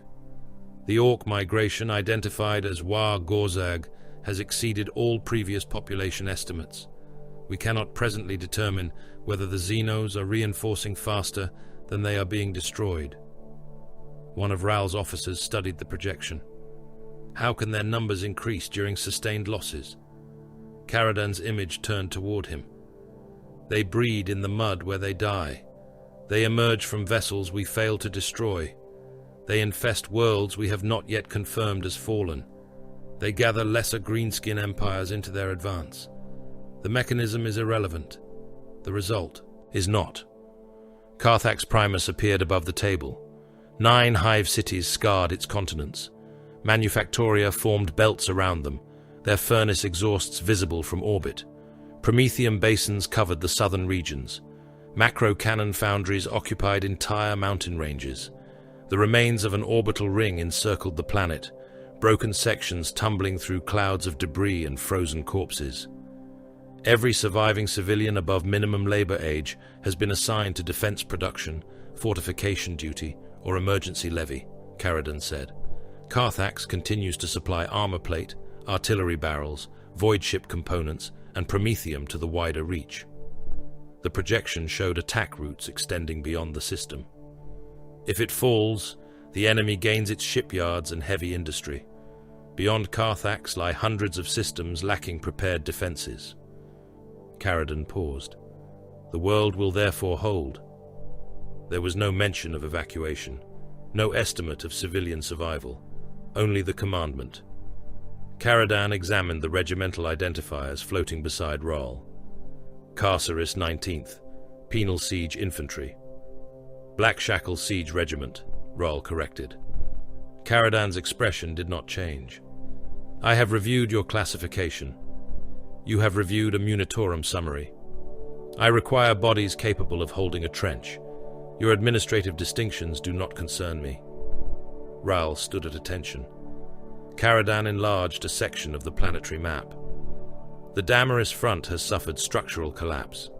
3-line regiments ceased to exist during the previous assault cycle. Bastions remain undermanned. Supply tunnels are contested. You will deploy there. Enemy disposition? Extensive. Armor? Extensive. Artillery? Extensive. Relief schedule? Caradan looked directly at him. Survive long enough to require one. Several officers shifted. Rahl did not. Orders acknowledged. When the transmission ended, Karl watched the colonel study the red expanse of the Damaris front. He despises us, Bren said from the rear rank. Rahl glanced toward him. Contempt does not alter an order. He sends us where 3 regiments died. Then the ground is available. The 19th was assigned to a provisional army group before planetfall. Basilisk batteries from the Mordian 706th Artillery deployed behind its sector. Manticore launchers from the Hydrafer 23rd provided long-range rocket support. Lehman Russ battle tanks belonging to the Brontian 5th Armored were ordered to reinforce designated assault corridors. Hellhounds from the Crescent Chemical Cohort stood ready to burn trench systems too contaminated or crowded for conventional clearance. Chimera transports were allocated to selected Blackshackle assault companies, though fewer arrived than had been promised. The 19th remained what Carceris had forged it to be: infantry, men with laser guns, grenades, shovels and collars. The larger war supplied the engines. The engines did not belong to them. The first Orc attack craft struck before the transports reached Carthax orbit. Ramshackle vessels burst through the fleet screen, trailing fire and scrap. Some were crude boarding torpedoes. Others resembled engines with cockpits welded around them. Navy interceptors destroyed dozens, but wreckage continued forward under momentum. Something struck the judgment of Ash. The impact threw Carl from his bunk. A second blow opened the labor decks. The hull screamed. Decompression frost rushed through the corridors. Warning lumens flashed. Bulkhead doors descended, crushing men beneath their edges. Naval armsmen ran toward the breach carrying shotguns and boarding shields. The first orc came through the smoke before they reached it. It was massive, broader than Bren, and wrapped in plates of riveted scrap. Frost covered its green skin. Its lower jaw had been replaced by an iron hinge lined with mismatched teeth. It swung a cleaver. The weapon cut an armsman and his shield in half. More greenskins forced themselves through the torn hull, roaring beneath the howl of escaping air. "Move, you runty humies!" The orc fired a shooter down the corridor. Crude rounds punched through bulkheads and bodies alike. The naval line broke. The Blackshackles did not wait for permission. Rusk seized the command channel. "First pair, kneel. Second pair, fire above. Bren, hold until the corridor fills." Carl dropped behind a pipe housing. Laser guns fired in overlapping lines. Red bolts struck the leading orc's chest, face and weapon arm. One shot barely scorched its armor. 20 burned through it. The greenskins staggered beneath the concentrated fire before Bren's heavy bolter spoke. The shell detonated inside its torso. The orc burst across the passage in chunks of green flesh and black blood. Others climbed over it. The Blackshackles withdrew by pairs, firing as they moved. Morn sealed side passages with demolition charges. Merrow activated emergency doors behind the orcs, preventing them from spreading into the engine decks. "Cargo hold ahead," Rusk said. "Fuel cells stored along the western wall." Carl looked through the next hatch. Thousands of bonded labor prisoners crowded the hold. They had no weapons. Many still wore transport chains. "The hold is occupied," he said. "I can see that." Rusk transmitted a false retreat signal through the open corridor vox. The orcs heard it. They charged. Blackshackle squads fell back into the cargo hold, firing through the terrified laborers. The captives surged away from the advancing orcs and clogged the exits. Greenskins entered behind them, hacking through human bodies in broad, delighted strokes. One knob tore a prisoner's arm free and struck another man with it. Bren dragged the heavy bolter into position on the upper gantry. "Now?" he asked. "Not yet," Rusk said. More orcs poured inside. The laborers screamed beneath them. Bodies piled against the sealed doors. The hold became a slaughterhouse of cleavers, gunfire and trampling feet. Morn reached the fuel controls. All cells linked. Rusk watched the orcs gather beneath the gantry. "Seal the inner hatch." Carl looked at the prisoners trapped below. Some saw what Morn was doing. They began begging. One called Carl brother. Rusk gave the order. "Ignite." Morn pressed the rune. The fuel cells ruptured. White fire consumed the cargo hold. Orcs and prisoners vanished together. Flesh became silhouettes inside the blaze, then ash. The pressure wave tore limbs from bodies and hurled burning pieces against the ceiling.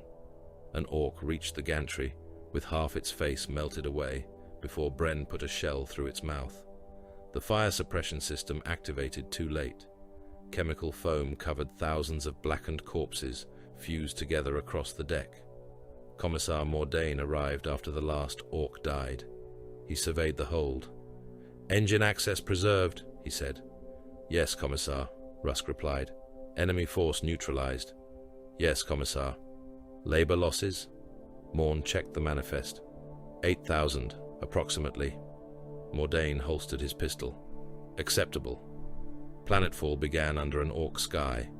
The 19th descended aboard mass landers, while flak guns filled the atmosphere with black explosions. Tracer fire rose from the surface in dense red streams. A lander beside Carl's craft took a shell through its engine block. It exploded close enough to strike their hull. Armor plates, burning men and severed limbs hammered against the viewing ports. A human torso became trapped against one window, its uniform burning while its intestines streamed behind it in the slipstream. Their pilot released the troops before reaching the designated zone. Ground distance exceeds safe deployment threshold, the machine voice announced. Remaining aboard exceeds it further, the pilot replied. The ramps opened. Ash storm winds entered the bay. The Blackshackles jumped. Carl fell nearly 100 meters into a dune of industrial waste. Men struck around him hard enough to break spines and drive leg bones through their hips. Chimeras landed on grav chutes farther east. One overturned and crushed an entire chain beneath its hull. The regiment formed while the sky burned. They marched toward the Damaris front, along a supply road crowded with refugees. Millions fled the hives carrying children, tools, icons and scraps of food. Military police had established gun lines along the road to keep civilians away from ammunition convoys.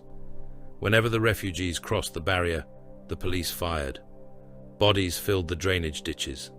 Blackshackles marched through them without altering cadence. Boots crushed hands, faces, and rib cages. Conventional. Guardsmen standing beside the road watched in silence as the condemned passed. One young trooper made the sign of the Aquila, not in blessing, in protection. The ash storm cleared near dusk. At first, Carl believed the shape on the horizon was a hive tower. Then it moved. The Gargant strode above the trenches upon piston-driven legs, a mountain of scrap armor, guns, smokestacks, and blazing glyphs. Its weapons turned toward the Imperial line. One fired. The shell crossed the horizon like a burning hab block. It struck an Imperial brigade beyond the Damaris Ridge. The formation ceased to exist. The shockwave reached the Blackshackles seconds later and bent every man into the ash. Carl rose as debris began to fall. Caradan's order entered the regimental Vox.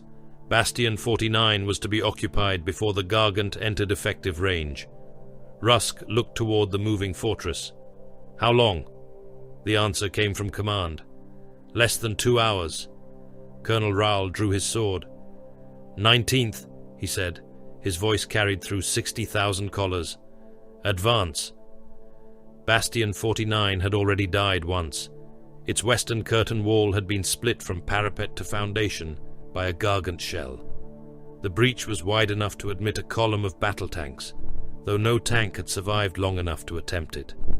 The armored gatehouse leaned inward, held upright by buckled support beams and the compacted remains of its defenders.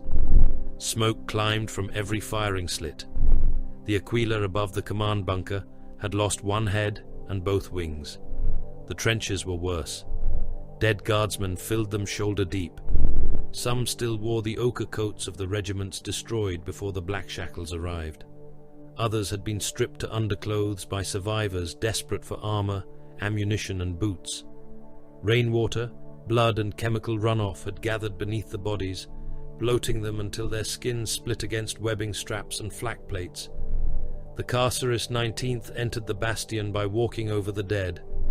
Drenkarl's boot sank through a dead man's abdomen. The corpse opened beneath his weight, releasing gas and black fluid around his ankle. He pulled free without looking down. Clear the firing bays, Colonel Acastian Ral ordered through the collar network.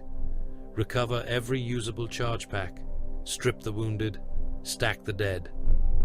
The command spread through 60,000 throats. Blackshackles moved.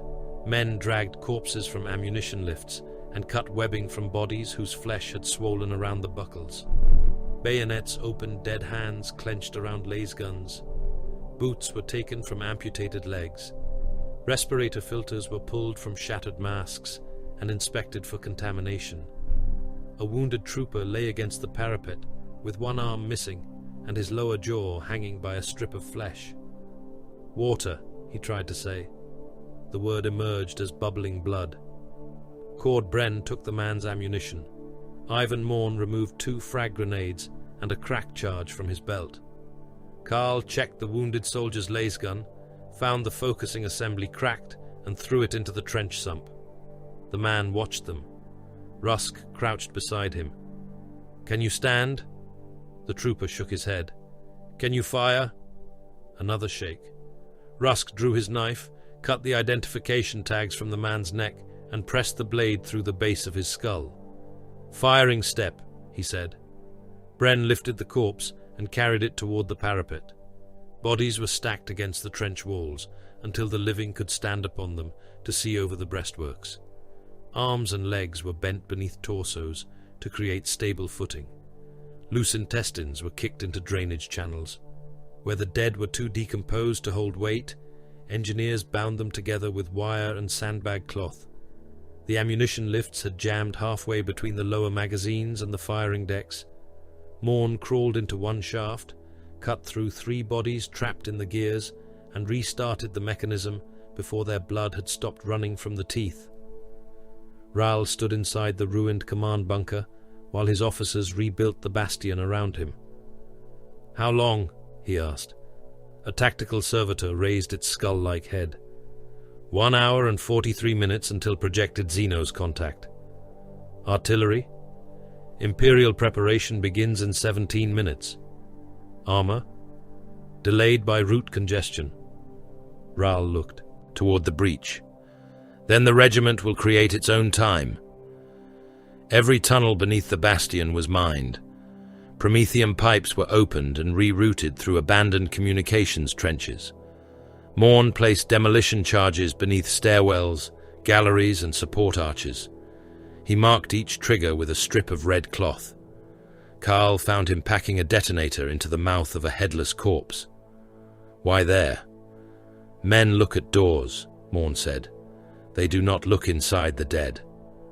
He pushed the corpse upright against the wall. "If we retreat past this point, pull the tongue." The dead man had no tongue. A copper wire protruded where it had been. The first basilisk salvo arrived from beyond the horizon. The sound came after the shells. Earthshaker rounds passed overhead with a descending shriek and struck the Orc assembly zones behind the ridgeline. The horizon rose in walls of soil, flame, and torn machinery. A second salvo landed farther forward. A third walked toward the enemy approach lanes with slow, mechanical precision. Then the Manticores fired. Storm Eagle rockets climbed into the cloud cover, trailing burning exhaust. For several seconds, they vanished. Then their warheads divided, falling in clusters upon the Orc mass. The world disappeared beneath fire. Explosions merged into one continuous convulsion. Mud, scrap, and bodies rose hundreds of meters into the air. Trucks cartwheeled through the smoke. A battle wagon vanished beneath a blast and returned as fragments the size of men. Orcs were torn apart in such numbers that their blood mixed with the soil and turned the entire slope black-green. The Blackshackles watched from the parapet. Bren grinned. "No one survives that." Rusk checked his lasgun's charge rune. "Then why is the artillery still firing?" Something moved inside the smoke. Then thousands of things moved. Orcs emerged from the bombardment carrying cleavers, axes, shooters, and banners made from armored hull plates and stitched human skin. Many were burning. Some lacked arms. One dragged the lower half of its own body through the mud, still trying to reach the Imperial trenches, with a knife clamped between its teeth. The bombardment had not stopped the assault. It had only reduced it to a size infantry might survive. Carl understood the distinction as the green tide climbed the ridge. There were too many to count. Boys ran shoulder to shoulder beneath glyph-covered standards. Shooters filled the air with wild streams of tracer fire. Crude shells struck the bastion walls, exploded inside embrasures, and ricocheted through crowded firing bays. Rockets tumbled overhead, flying in corkscrews and erratic loops. One struck 20 meters short and killed more orcs than humans. Another passed through a shattered window, vanished inside the bastion, and detonated beneath a heavy weapons team. The floor lifted. Men and autocannon components burst from the opening in a spray of blood and stone. Behind the boys came knobs in thicker armor. They drove the mobs forward with iron-shod boots and heavy choppers. One caught a wounded orc trying to crawl away, crushed its skull beneath his heel, and hurled the body into an Imperial minefield. The corpse detonated the first charge. The knob roared with laughter and kicked 2 living boys after it. "Let the runts find the bangy bits." The orcs surged through the opened lane. Chain fire pattern, Rusk ordered. Ignore the largest. Sector markers 3 through 5. All weapons into the same ground. Bren swung his heavy bolter toward a massive knob. Rusk struck the receiver. I said ignore it. It is the largest target, and therefore the target every frightened fool will choose. Rusk pointed to the boys packed beneath the banner behind it. Kill the ground it intends to stand upon. The squad opened fire. Carl aimed into the marked sector and squeezed the trigger in controlled cadence. Lasbolt struck the same narrow approach. One burned into an orc's chest and vanished inside muscle. The next struck the same wound. The third emerged from the creature's back in a burst of steam and blood. Other rifles joined his. Eyes ruptured. Weapon arms separated at the elbow. Green flesh charred black beneath overlapping fire. Orcs stumbled over the dead, exposing their throats and faces to the next volley. Bren's heavy bolter fired in disciplined bursts. Mass-reactive shells detonated inside torsos. One boy came apart at the waist, its upper body thrown into the mob behind it. Another lost its head and both shoulders in a red-black eruption. Autocannons from the adjacent firing bay hammered the slope. Their shells punched through the first orc, passed through the second, and exploded inside the third. Limbs and crude armor spun through the rain. Still they came. The dead formed ridges. The living climbed them. Bodies became ramps over the razor wire. Elevation down 2 degrees, Rusk said. They are gaining height. Carl lowered his aim. The corpses below the wall had already risen to the level of the outer firing slits. A roar of engines came from behind the bastion.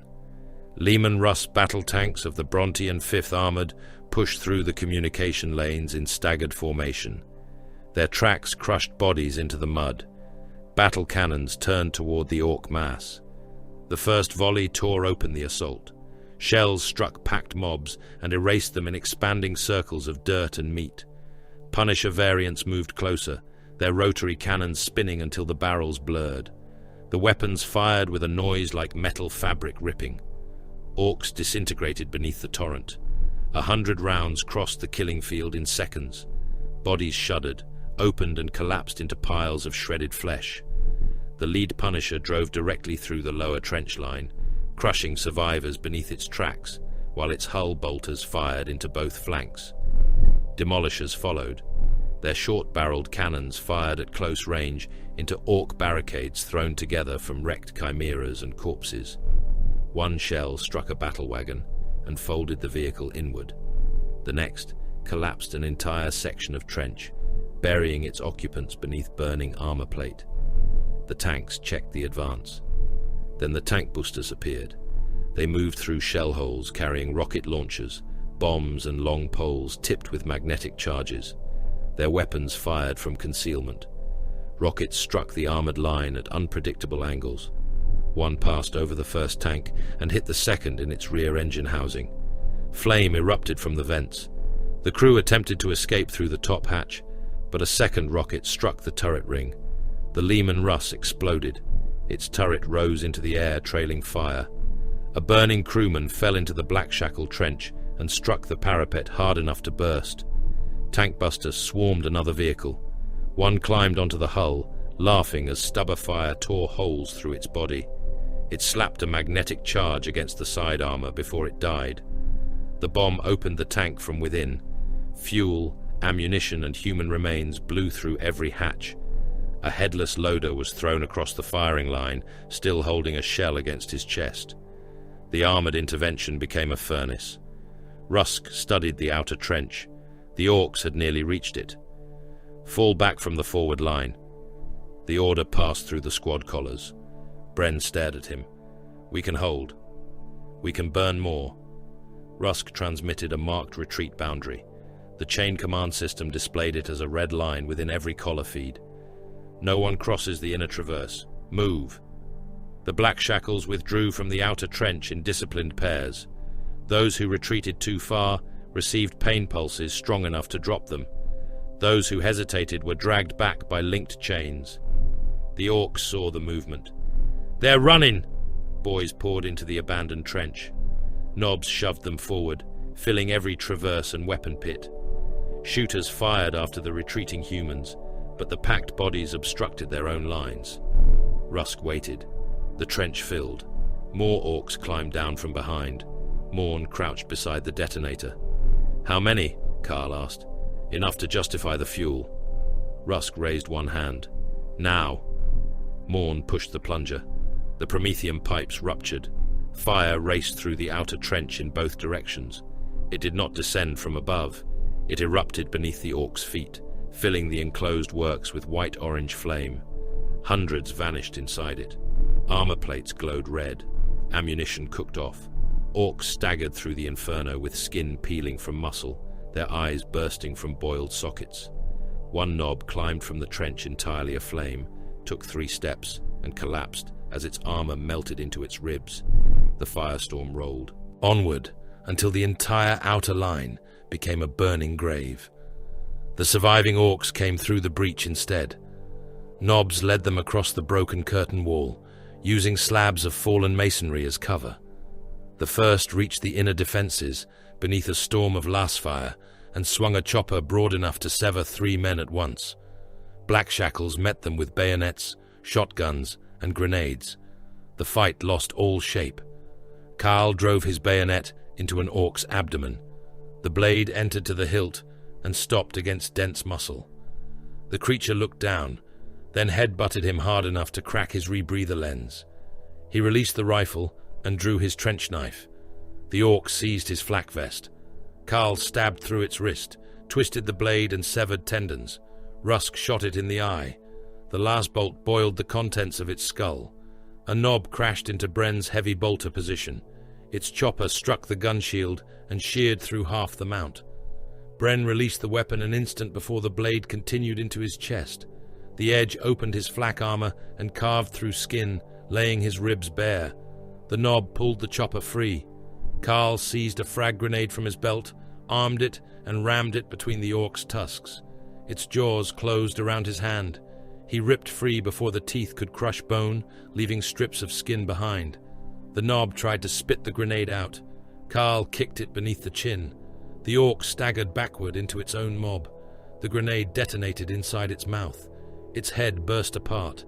Teeth, tongue, and bone fragments scythed through the boys behind it. Bren fell against the ruined heavy bolter, blood pouring down his armor. "You took your time," he gasped. A shooter fired from the breach. The round struck Rusk above the hip. His pelvis broke with a sound Carl heard over the gunfire. The shell passed through the bone and opened his abdomen. He collapsed with his intestines spilling between his fingers. The collar network flickered. Chain leader incapacitated. Carl caught Rusk beneath the arms and dragged him behind a collapsed firing step. "Leave me in command," Rusk said. "You are opened." "I noticed." Carl tore a strip from a dead man's uniform and forced it into the wound. Rusk's face turned white. His jaw tightened until one tooth cracked. "Deeper," he said. Carl packed more cloth around the exposed loops of intestine and bound the entire mass against Rusk's abdomen with webbing. He took a stimulant injector from the squad medici pouch. "Too much will stop your heart. Then use enough to keep it angry." Carl drove the needle into his thigh. Rusk convulsed. His eyes widened as the stimulant entered his blood. Temporary chain command transferred to Carl. He felt the authority unlock inside his collar. "Bren, hold the breach. Morn, collapse the western traverse. Merrow, take ammunition from the dead and keep low." Merrow stared at him. "You are commanding?" Carl raised his lasgun. "Do you require demonstration?" Merrow moved. Rusk leaned against the wall, one hand pressed to his ruined hip. "Do not let the left bay fire independently," he said through clenched teeth. "Their angle crosses ours. You are no longer in command. I am still correct." Carl opened the squad channel. "All weapons align on the breach mouth. Fire on my count." The neighboring regiment broke first. The surviving line troops to the east abandoned their parapets when orcs entered their command trench. Men climbed over one another in their rush toward the rear. Officers screamed orders. Vox operators transmitted contradictory withdrawals. A banner fell, and vanished beneath trampling boots. Commissar Mordain appeared upon the traverse. He seized the ranking captain by the shoulder. "Return your men to the line. The position is lost." Mordain drew his bolt pistol. "The position remains. You have merely departed it." He shot the captain through the head.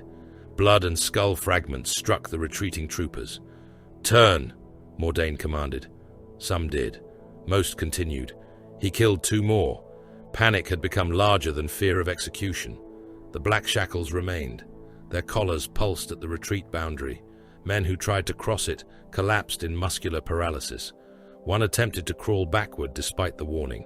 His collar detonated, removing his head and spraying the men. Beside him, with blood. The rest held. From a distance, they appeared fearless. They were not. They were terrified men trapped between the enemy before them and engineered death behind.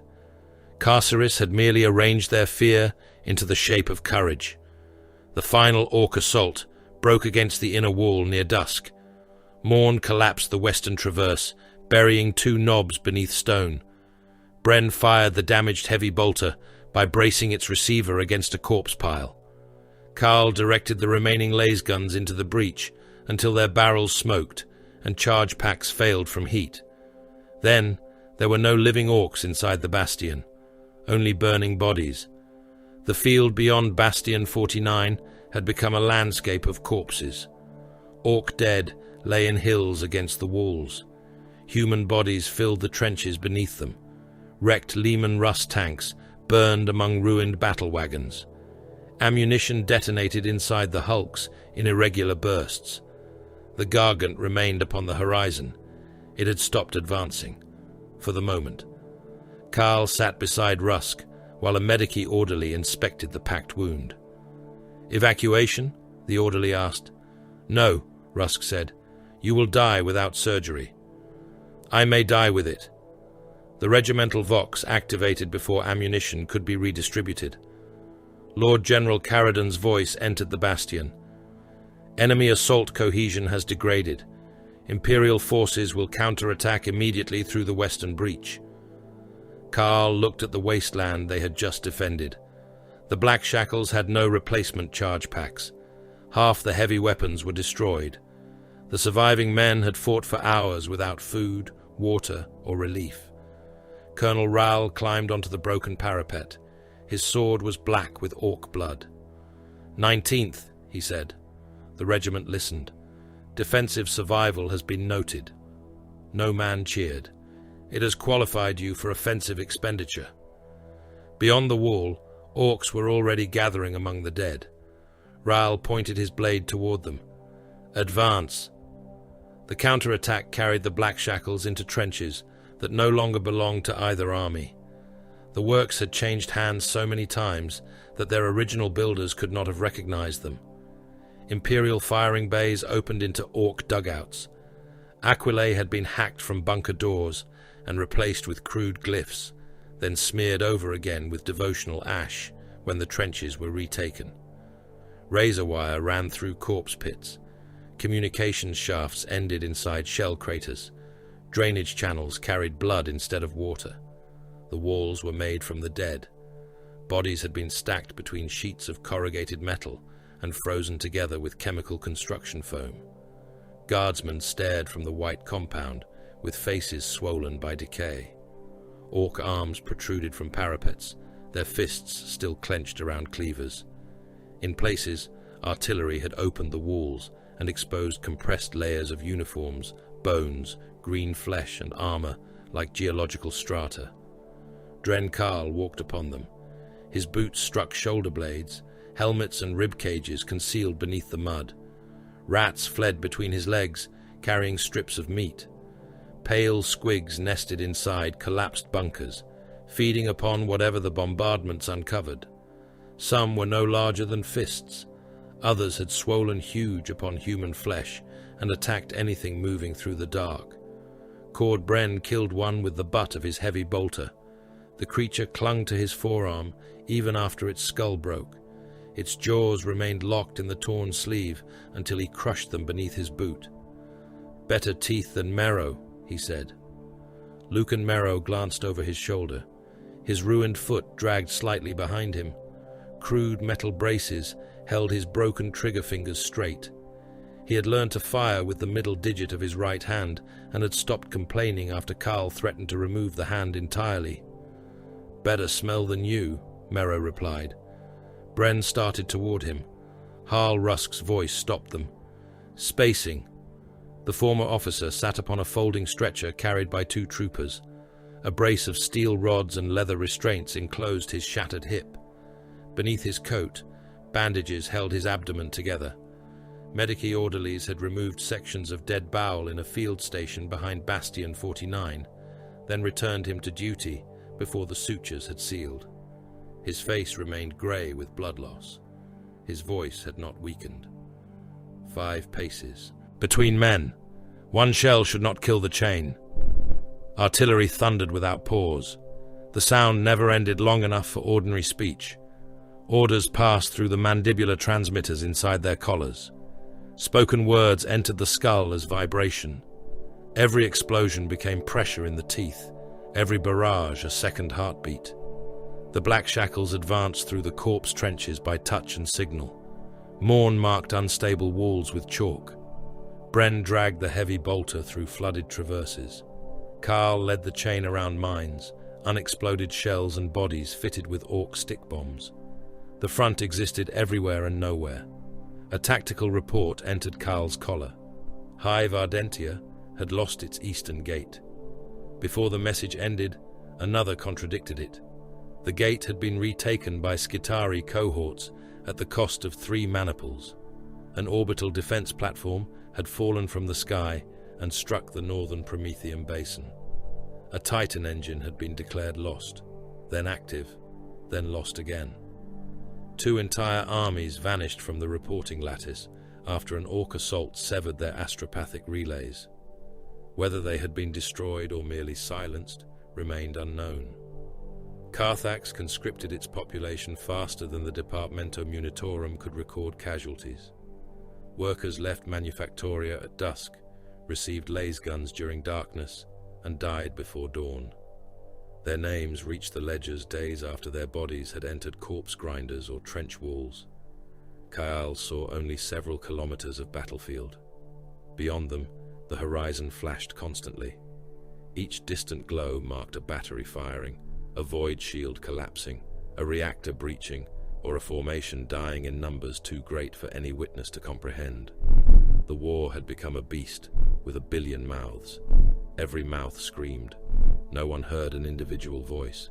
The chain reached a junction where the trench walls narrowed around an overturned chimera. Its hull had been opened from beneath. The crew hung from the side hatches, their throats cut with clean horizontal wounds. Kaal raised one fist. The column halted. Rusk studied the corpses. "No shell damage. No struggle," Morn said. Bren looked toward the dark tunnel beneath the transport. "Grots?" Kaal crouched beside the driver. The man's boots were missing. So was the regimental patch from his shoulder. Someone had removed both without disturbing the rest of the uniform. He looked at the trench wall. 3 black scratches marked the ferrocrete near ground level. They appeared accidental. They were not. In Hive Drusus, the ash knives had marked safe passages, with cuts too small for enforcers to notice. Rival gangs used soot, broken tiles, or arrangements of refuse to guide their killers through contested levels. "These are route signs," Carl said. Rusk turned his head toward him. "Imperial?" "No." A shape moved beyond the chimera. Carl fired. The last bolt struck only ash. Then the ash rose. An orc stepped from the wall, where it had been crouching beneath a cloak of blackened cloth and smeared mud. Its face had been painted grey. A human rebreather hung around its neck. Its knife was long, narrow, and almost clean. Carl's second shot burned through its cheek. The commando fell backward without roaring. That silence disturbed him more than a charge would have. Gunfire erupted from the tunnels. Orc weapons were crude, but the attackers fired in short, controlled bursts. A Blackshackle sentry collapsed with the back of his skull blown out. Another was dragged into a drainage opening before he could scream. The commandos had studied the trenches. They knew where the ammunition stores lay. They knew which tunnels bypassed firing steps. They knew how far a man's death cry carried beneath artillery. One appeared behind Bren, wearing the coat of a dead guardsman. "Quiet, Humie." It raised a cleaver. Bren turned the heavy bolter into it and pulled the trigger. The weapon fired at contact range. The orc's torso detonated against the trench wall. Green meat, uniform cloth and bone fragments covered Bren from head to foot. "Too quiet," he said. The surviving commandos withdrew. Kaal did not pursue. He examined the markings. Each set of scratches led toward supply tunnels, command posts, and fuel stores. Several had been marked with smears of yellow paint, stolen from Imperial hazard signs. Remember, don't forget to like, comment, and subscribe. Support helps. "They are preparing something. Larger," Rusk said. "They think no one has seen them." "Have we?" Carl looked toward the listening servo skulls overhead. "Not officially." He ordered the chain to continue its patrol without changing pace. For the next hour, they walked past marks they pretended not to notice. Carl transmitted no warning across the general vox. Instead, he sent Morn through a maintenance crawl space toward the refinery conduit beneath the western trench. Merrow opened 2 sealed access gates. Bren positioned flamer teams at the only exits not blocked by collapse. The commandos moved deeper. They passed beneath ammunition bays and fuel dumps, believing the human sentries dead or deceived. Their whispers carried through ventilation grills. "Boss said marked a big boom room. Dat one? Nah, that's food. Looks like ammo. Everything looks like ammo to you." Carl waited until the last mark appeared beside the command relay. Then Morn closed the refinery valves at both ends of the tunnel. The commandos discovered the trap when waste began pouring through the floor grills. It was not water. The refinery discharged acids, metal slurry, promethium residue, and human sewage into underground reservoirs. The mixture rose around orc boots. Ash camouflage melted from green skin. Armor seals smoked. The first commando tried to force open the eastern gate. Merrow had welded it shut. The western gate closed behind the rest. The tunnel filled. Orcs shouted and fired into the walls. Shooter rounds ricocheted through the confined space, killing their own.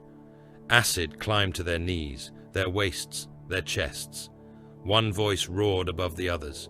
"Up, you idiots! Find a pipe!" Carl opened the ceiling vents. The commandos climbed toward them. They emerged blinded, burned and slick with chemical waste. Skin hung from their arms in strips. One had lost both eyes, but still swung its knife toward the sound of movement. The Blackshackle flamer teams were waiting. Promethium washed across the tunnel mouth. Burning orcs ran into the trenches. Their fat and clothing fed the flames. One collided with the corpse wall and set the construction foam alight, filling the traverse with the smell of roasting human and greenskin flesh. Carl watched until the last one stopped moving. Rusk studied him from the stretcher. "You recognized their route markings." "I recognized criminals." "You are certain they were planning the ammunition stores?" "They were planning everything." Rusk looked toward the sealed tunnel. "The Xenos are learning." "No," Carl said. "They already knew. We only noticed." The commandos had marked 6 ammunition bays. By the next cycle, 4 were destroyed by orc air attack. Fighter bombers screamed over the trenches beneath clouds of black exhaust. Their bombs walked along supply roads, shattered bridge spans, and turned transport columns into burning processions. Drivers abandoned cargo haulers, only to be strafed in the open. Charge packs stopped arriving. Grenades became more valuable than food. The Blackshackles stripped every corpse. Packs were taken from dead guardsmen, wounded laborers and orcs who had collected them as trophies. Some carried only a few remaining shots. Others had cracked housings or damaged contacts.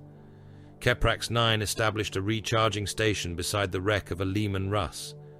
Cables ran from its surviving engine generator to ranks of las packs arranged upon ammunition crates. Incense burned around the machine.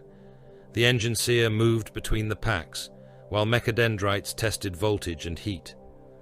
"The sacred capacitor tolerates field replenishment," he instructed. "It does not tolerate ignorance." A trooper connected a damaged pack. The casing began to whine. Keprax 9 severed the cable an instant before the pack exploded.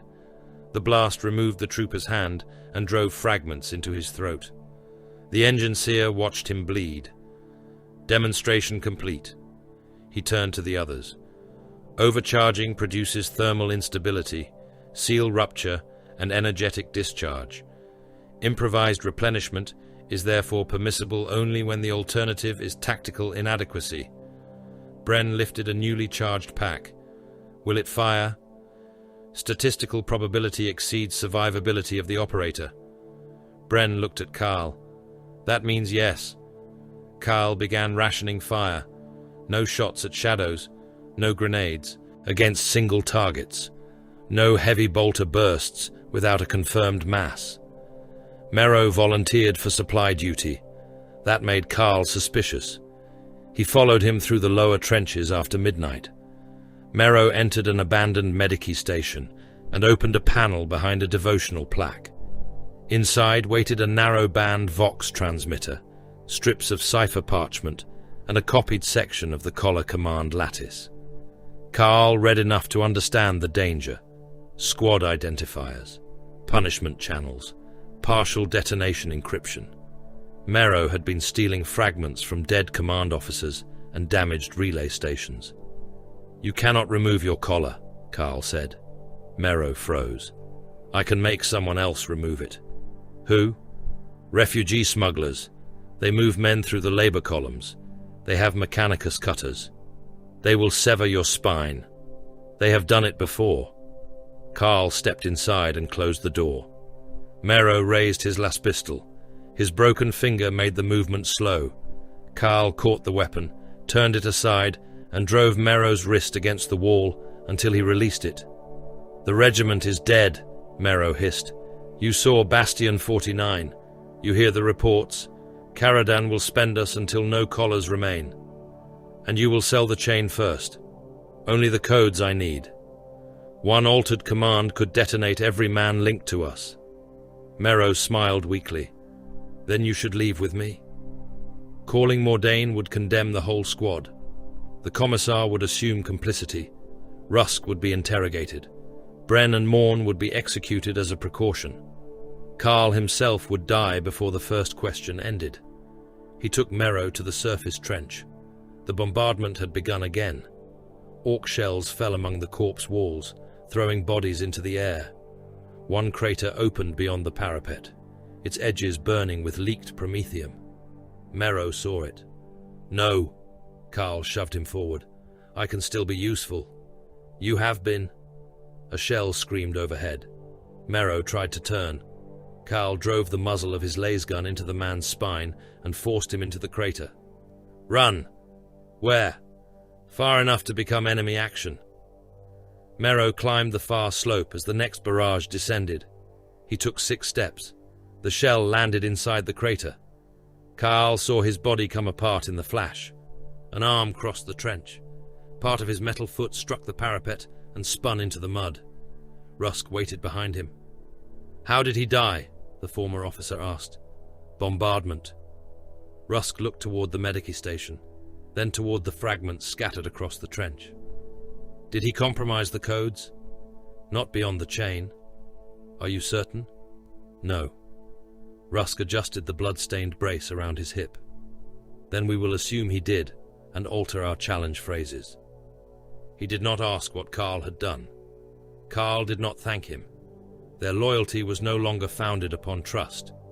It was founded upon the knowledge of what each had concealed for the other. The artillery plague began before dawn. An orc shell penetrated the chemical stores beneath the eastern trenches.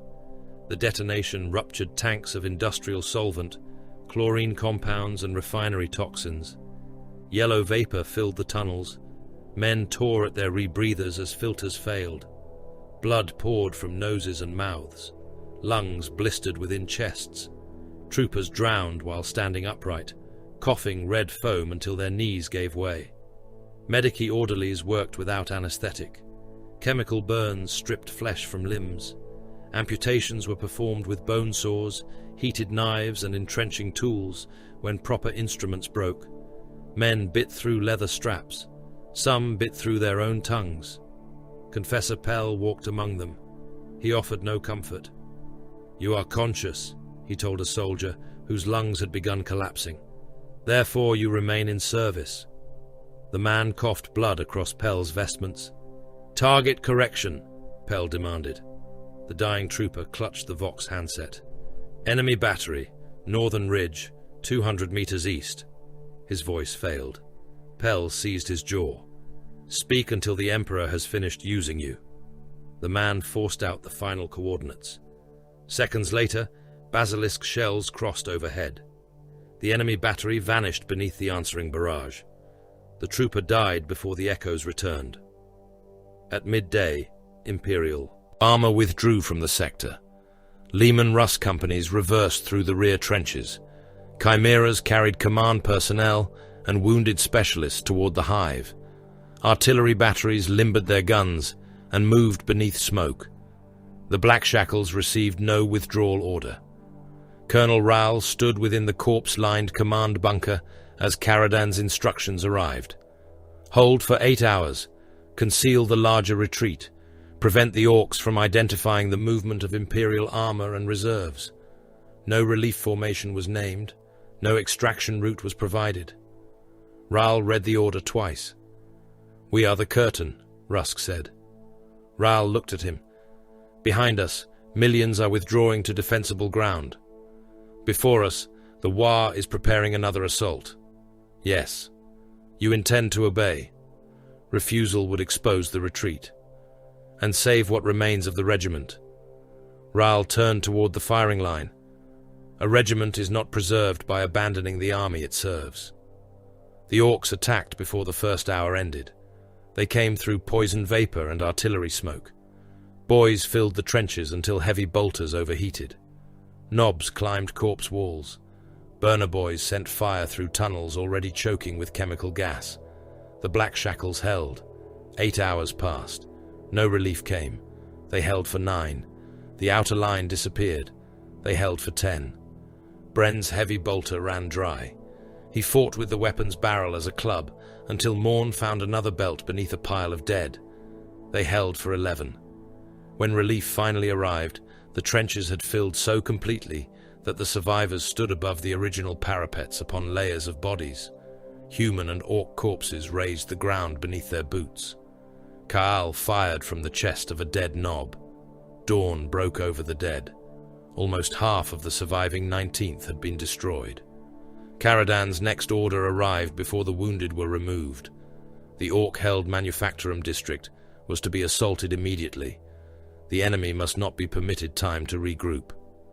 Kaal looked across the corpse trenches toward the distant factory towers. Their furnaces burned behind the smoke. Rahl raised the broken chain standard. 19th, he said.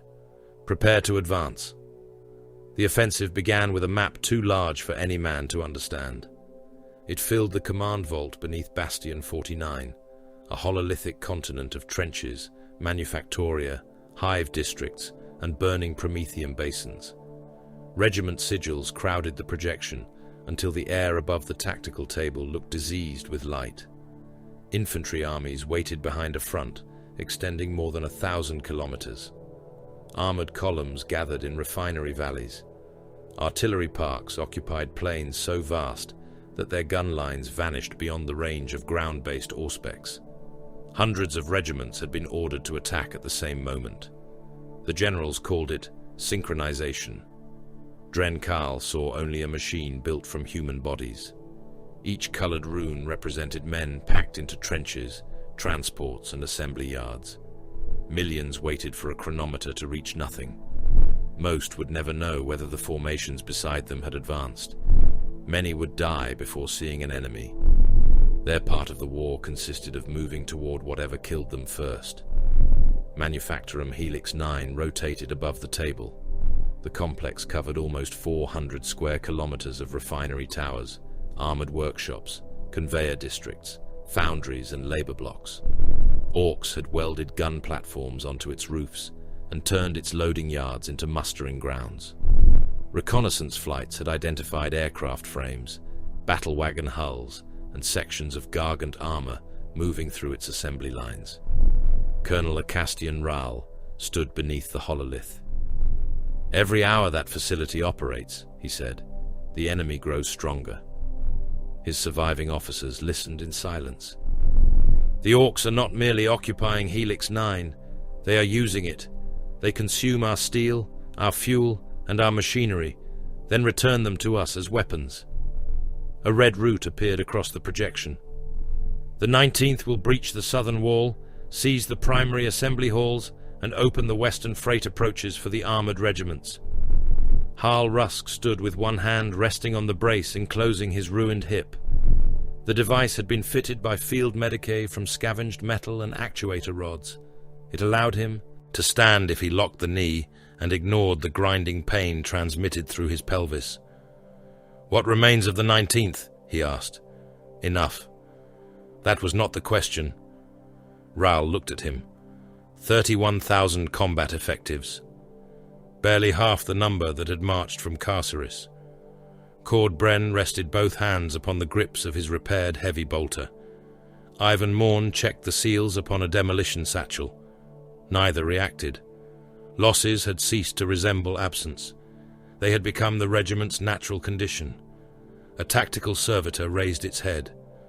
"Opening barrage in 6 minutes." Ral dismissed the officers. "Report to your chains." Carl followed Rusk toward the bunker stair. "Can you advance in that brace?" Rusk's mechanical knee clicked with every step. "I can issue orders from it." That was not the question. Rusk looked back at him. "You have begun repeating me. It is an ugly habit." The first guns fired before they reached the surface. The night became red.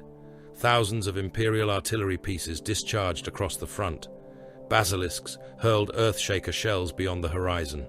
Manticores launched Storm Eagle rockets in rippling waves. Medusa siege guns recoiled upon reinforced platforms, while massed mortars filled the near sky with descending whistles.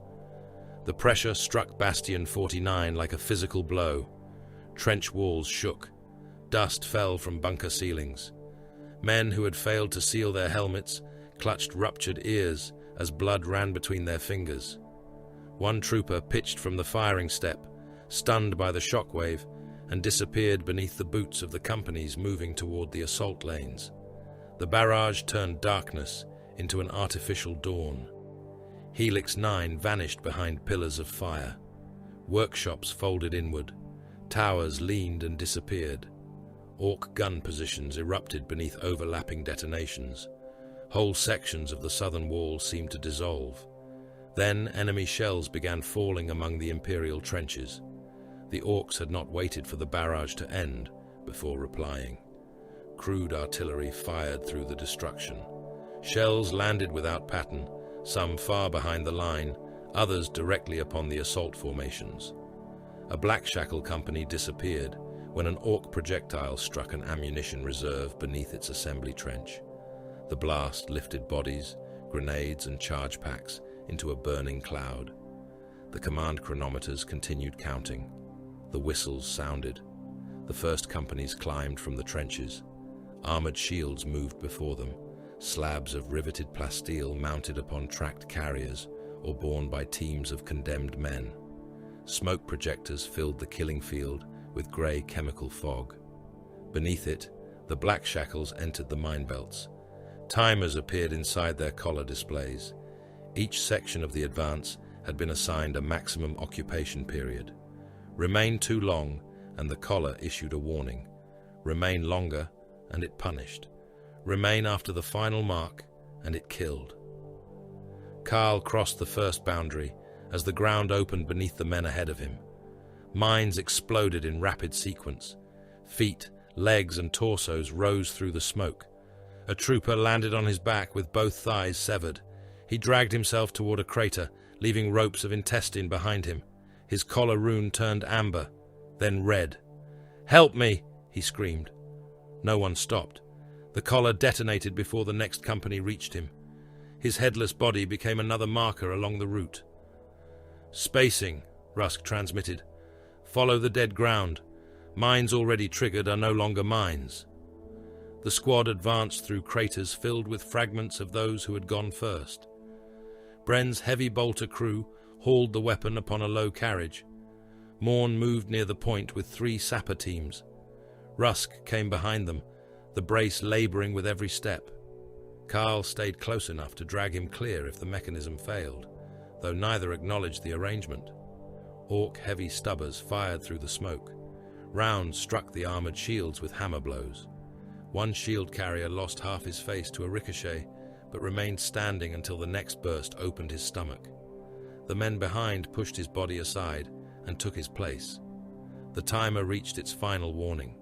The formation accelerated. At the wall, Morn found the bombardment had done less than the observers claimed. The southern gate remained intact beneath collapsed masonry. Orcs had reinforced it from within, using tank hulls, engine blocks, and layers of scrap. Gun embrasures fired along the approaches. Above them, shooter boys shouted through the smoke. "Come on, neck runts! Got plenty of bullets for you!" A heavy round struck a sapper beside Morn and tore him open from shoulder to pelvis. Morn took the man's melter charge before the body fell. "Cutting teams forward!" The sappers crawled beneath the firing arcs. Cracked grenades were fixed to exposed machinery and triggered in sequence. Power conduits were severed with thermal cutters. Melter charges burned white circles through the gate plating, turning armor into streams of glowing metal. A tunnel team entered a maintenance duct beneath the wall. The ceiling collapsed after the third orc shell. Dust and screams filled the vox.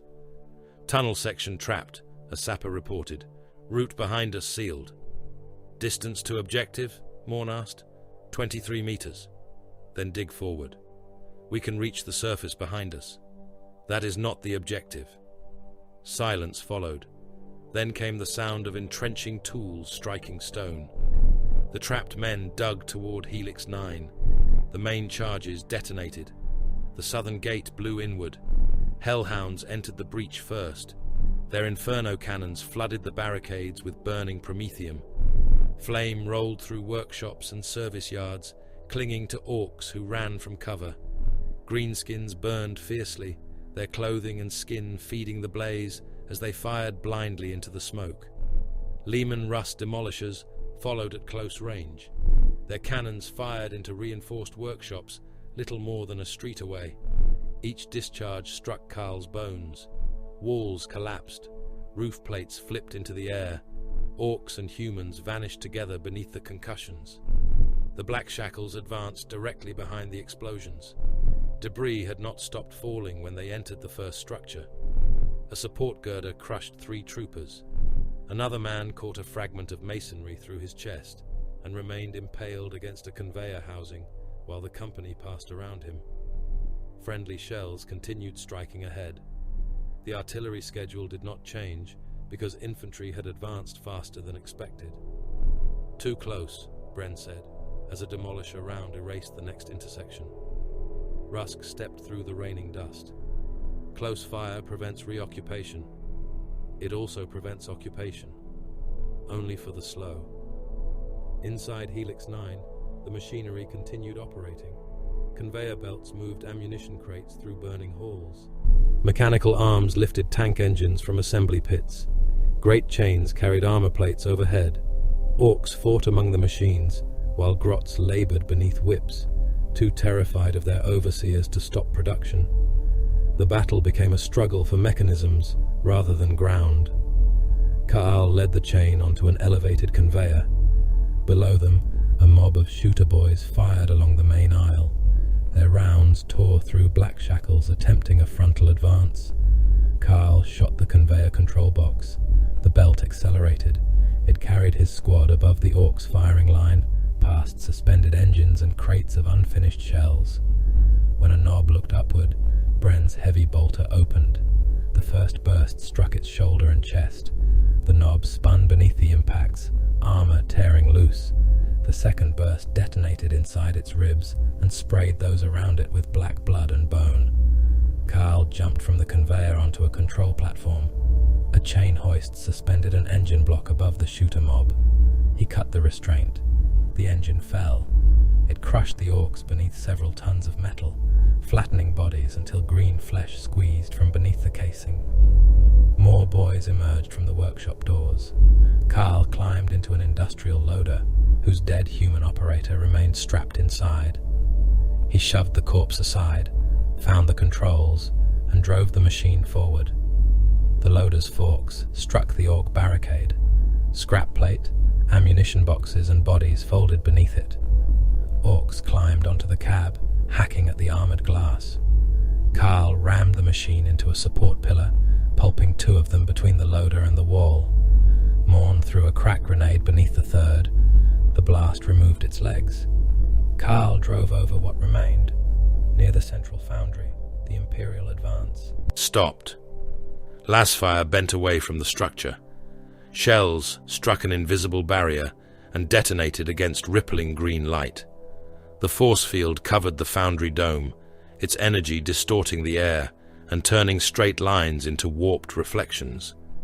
At the center of the shield stood Big Mech Zagdaka. He was enormous, though not as large as a war boss.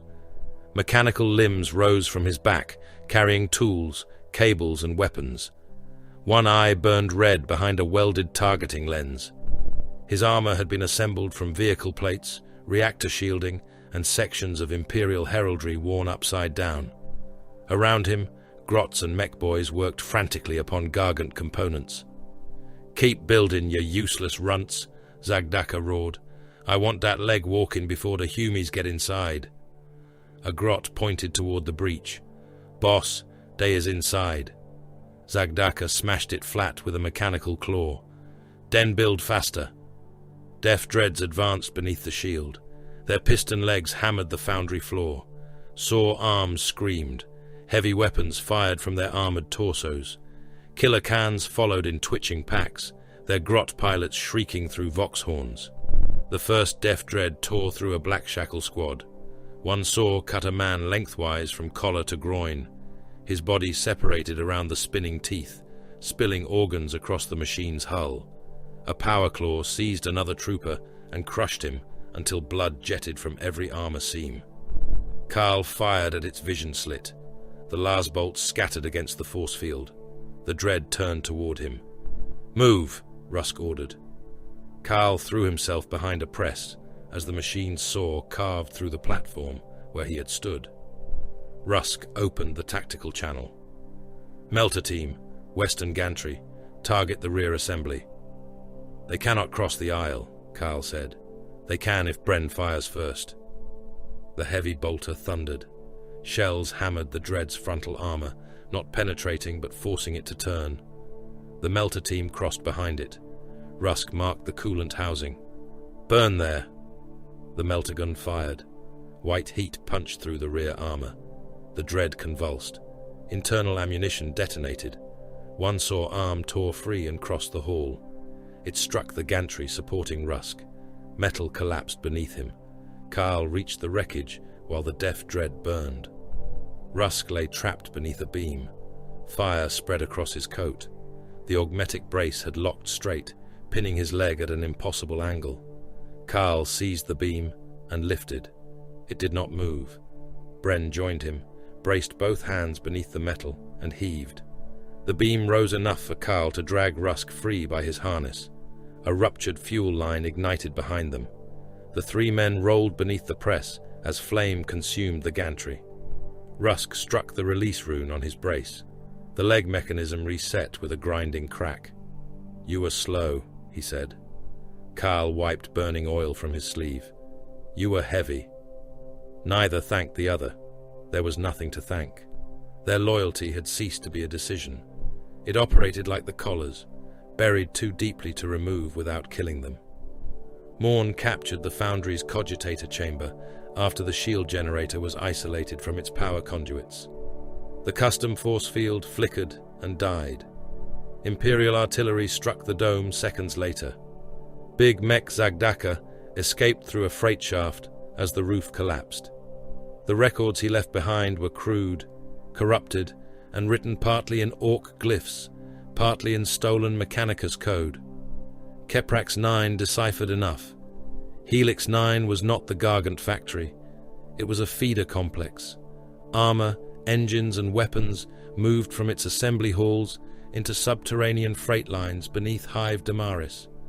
There, geothermal reactors powered a construction cavern shielded by generators embedded throughout the underhive. The hololithic reconstruction showed structures large enough to assemble several Gargants simultaneously. Destroying the buried factory could cripple the Wa. Lord General Caradon's order arrived before the surface fighting ended. The Carceris 19th would enter the underhive. Fresher regiments would continue clearing Helix 9 and securing the freight approaches. Raoul read the order, while artillery still fell around the command chamber. One officer stared at the estimated tunnel defenses. "There is no extraction route." "No," Raoul said. "The mission is one way. Most missions are. Some merely conceal it better." Rusk stood beside Carl, smoke rising from his scorched coat. Raoul looked upon the survivors. "Expendability is not an insult." No one answered. "It is the reason the Imperium continues to entrust us with decisive work." Beyond the broken foundry, freight elevators descended into the darkness beneath Hive Damaris. Raoul drew his sword. "The surface belongs to those still valuable enough to preserve." He pointed the blade toward the open shaft. "We have been selected for something greater." The descent beneath Damaris swallowed the regiment one company at a time. Freight elevators carried the first formations into darkness, their platforms groaning beneath infantry, heavy weapons and demolition stores. The rest climbed down maintenance shafts, cut through the hive's foundations, descending ladders slick with oil, blood, and condensation. Men vanished below until the surface war became nothing more than distant thunder trembling through kilometers of buried stone. Dren Karl descended behind Harl Rusk. The former officer's augmetic brace locked with every downward step. Its iron joints scraped against the ladder. Beneath his greatcoat, the surgical wound across his abdomen had opened again, darkening the cloth around his waist. "You are bleeding," Karl said. Rusk continued downward. "So is the hive." The shaft narrowed beneath them. Rusted rungs gave way to lengths of cable and welded scrap. Blackshackles crowded above and below, their collars casting intermittent red light through the dark. The air grew hotter. Industrial chemicals filled the lower passages in waist-deep currents. Dead servitors drifted through the runoff, with their augmetic limbs locked in prayer-like poses. Human fat formed pale islands upon the surface. Spores clung to walls in green-black mats, releasing choking clouds whenever boots or rifle stocks disturbed them. Rebreather filters failed within the first hour. Men began coughing behind their masks. Some vomited into the respirators and drowned before they could tear them free. Others developed bloody rashes where the chemical fog touched exposed skin. Lumen strips flickered overhead. One by one, they died. The 19th had entered the underhive as a regiment. Within the maintenance network, its numbers ceased to possess meaning. Companies were compressed into passages wide enough for only 2 men abreast. Heavy bolter crews dismantled their weapons and passed the components hand to hand. Mortar teams abandoned base plates that could not fit through access hatches. Command channels overlapped until 1,000 distorted voices filled the collars. Raoul severed the regiment into local networks. "Company authority is now autonomous," he transmitted. "Continue toward assigned depths. Loss of communication does not amend the objective." The order passed through Karl's jaw. Loss of communication does not amend the objective. Carceris had taught them that commanders were optional. Duty was not. The first Imperial workers appeared inside a pumping station beneath the old transit levels. Thousands labored around Orc machinery. They wore the remnants of Factorum uniforms, their backs scarred by whips and branding irons. Iron rings pierced their shoulders, linking them into work gangs. Some pushed carts filled with ammunition. Others turned capstans, whose original motors had been removed so human muscle could replace them. Runthurds walked among the slaves. The orcs carried whips woven from electrical cable and hooks. Grots scurried beneath the machinery, striking exhausted workers with wrenches whenever a conveyor slowed. A prisoner saw the Blackshackles entering through the service tunnels. His face changed. Guardsmen. The word spread. Men dropped tools and stumbled toward them. Some wept. Some raised their hands in the Aquila. One fell to his knees before Carl and clutched the hem of his coat. "The Emperor sent you." Carl looked past him toward the Runthards. They had begun shouting, "Back to work, you pink runts!" A whip cracked. The kneeling prisoner collapsed with the side of his face open to the teeth. The Blackshackles fired. Lasbolts crossed the pumping station. One Runthard lost an eye. Another spun beneath concentrated shots, its chest turning black as armor plates heated against its flesh. Bren's heavy bolter fired from the tunnel mouth and burst a third orc apart above the work gangs. The prisoners surged toward the soldiers. Behind them, Grots released restraint chains and opened weapon lockers. Some workers begged for rescue, others attacked. A gaunt man drove a length of sharpened pipe into a Blackshackle's throat while screaming that the orcs would kill everyone if production stopped.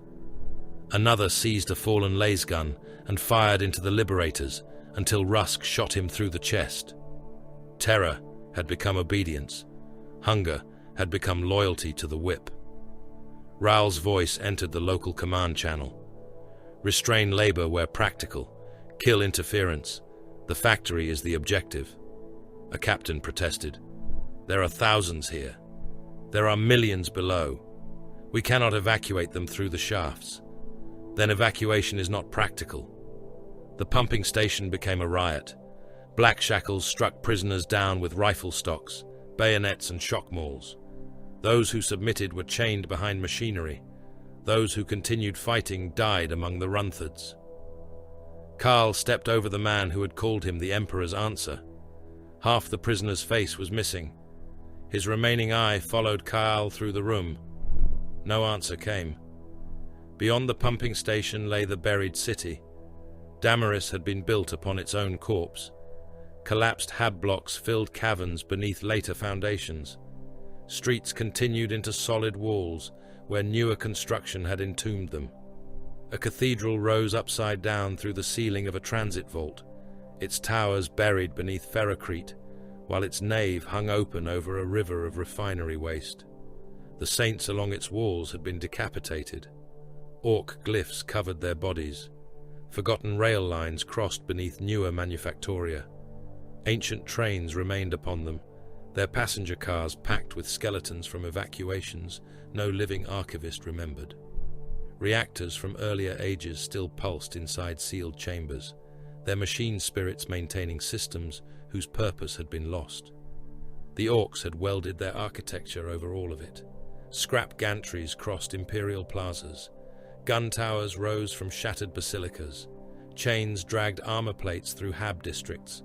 Molten metal ran in channels cut through old streets. Engines roared beneath devotional statues. Shooters, drills, and hydraulic presses shook dust from crypt walls. It was not occupation. It was infection performed with industry. Conventional officers would have called the underhive unnavigable. The Blackshackles called it familiar. Burglars found service corridors concealed behind shrine walls. Smugglers identified routes where heat and airflow indicated hidden transit shafts. Murderers understood where sentries would stand and which shadows could conceal a knife. Carl led his chain through an abandoned corpse-rendering plant overlooking an orc supply artery. Grot sentries watched the passage below. The first squatted beside an alarm lever, picking meat from between its teeth with a wire. The second wore an imperial officer's cap and peered through a cracked magnocular. A third slept inside a skull bin. Carl signaled with 2 fingers. Bren remained behind with the heavy bolter. Morn crawled toward the alarm conduit. Rusk watched from the upper walkway, one hand on the railing to steady his damaged leg. Carl descended through the machinery. He reached the first grot from behind and looped wire around its throat. The creature's eyes widened. Its claws scraped against the floor, while Carl pulled until the vertebrae separated. The second turned. Rusk's suppressed last shot burned through the base of its skull. The charge had been reduced until the weapon gave only a dry snap. The sleeping grot awoke beneath Carl's knife. He drove the blade upward through its palate and held it still while it kicked. Morn cut the alarm line and replaced it with a false loop.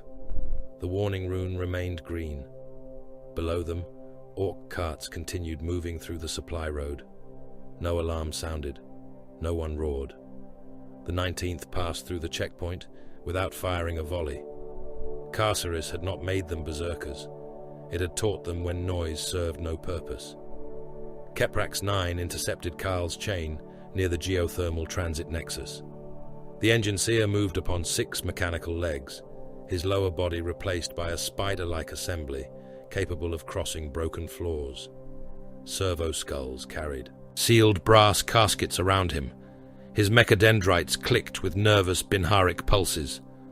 "Command diversion," he said. Rusk studied the route projection transmitted through the collars. "Our assigned path leads toward the shield generators. Priority amended. By RAL, by authority exceeding regimental command. Keprax 9 extended an archaeotechnological plasma control core remains beneath the primary reactor complex," the engine seer said. "Recovery is mandatory before demolition." Carl looked toward the pulsing red mark in the projection. "The reactor powers the factory." "Affirmative. We are here to destroy it. After core recovery." Rusk's expression hardened. "What does it control?" "Information unavailable." "Can the Mechanicus build another?" Keprax 9's lenses narrowed. "Question displays doctrinal deficiency." "That means no," Carl said. The engine seer turned toward him. "It means reproduction parameters are not granted to biological infantry assets. How many men does Caradan expect us to lose recovering it?" "Acceptable quantity." "How many civilians?" "Acceptable quantity." "And if the core cannot be removed before the charges are placed?" Keprax 9's remaining human eye did not blink. "The charges will wait." There it was. The Imperium would sacrifice the regiment, the hive and every slave beneath it, to preserve a machine component no one present fully understood, and perhaps no forge could reproduce. Rusk gave a bitter smile. "At least the Mechanicus is honest about what it worships." "Incorrect," Keprax 9 said. "The machine god requires no concealment."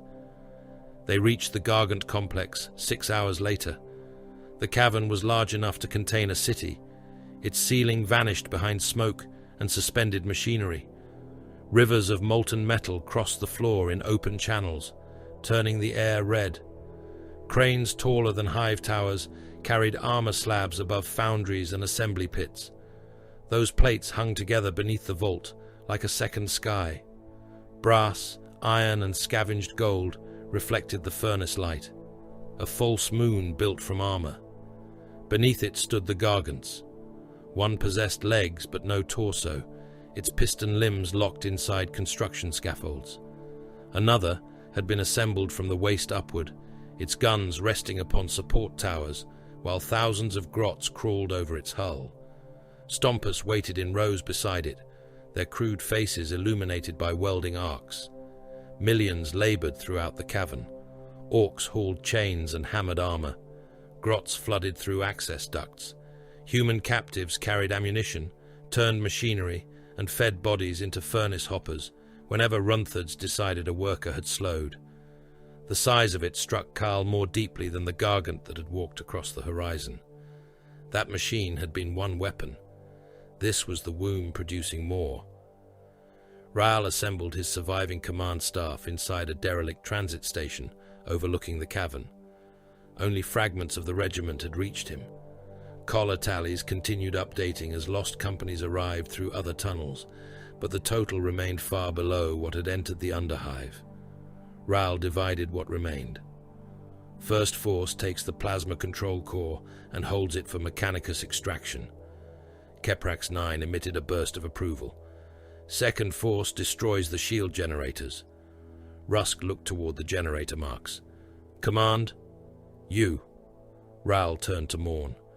Third Force places charges along the geothermal conduits. You will accompany Rusk until the main generator is breached, then proceed to the coolant nexus. Morn nodded. No force has sufficient strength, one officer said. No, Ral answered. If communications fail, they will. If another force fails, the others continue. Ral looked across the gathered men. The plan does not require survival. It requires completion. They entered the complex through captive labor tunnels. The workers blocked the approach to the reactor galleries. Tens of thousands had been driven into the passage by Orc alarms. They pressed together beneath gantries, trapped between the Blackshackles and heavy stubber positions behind them. Some begged the Guardsmen to stop.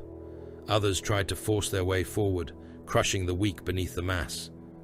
Orc gunners opened fire through them. Human bodies burst beneath the rounds. The dead remained upright, held by the crowd. Blackshackle officers requested permission to withdraw and find another route. Ral studied the chronometer. Denied. The civilians obstruct every firing line.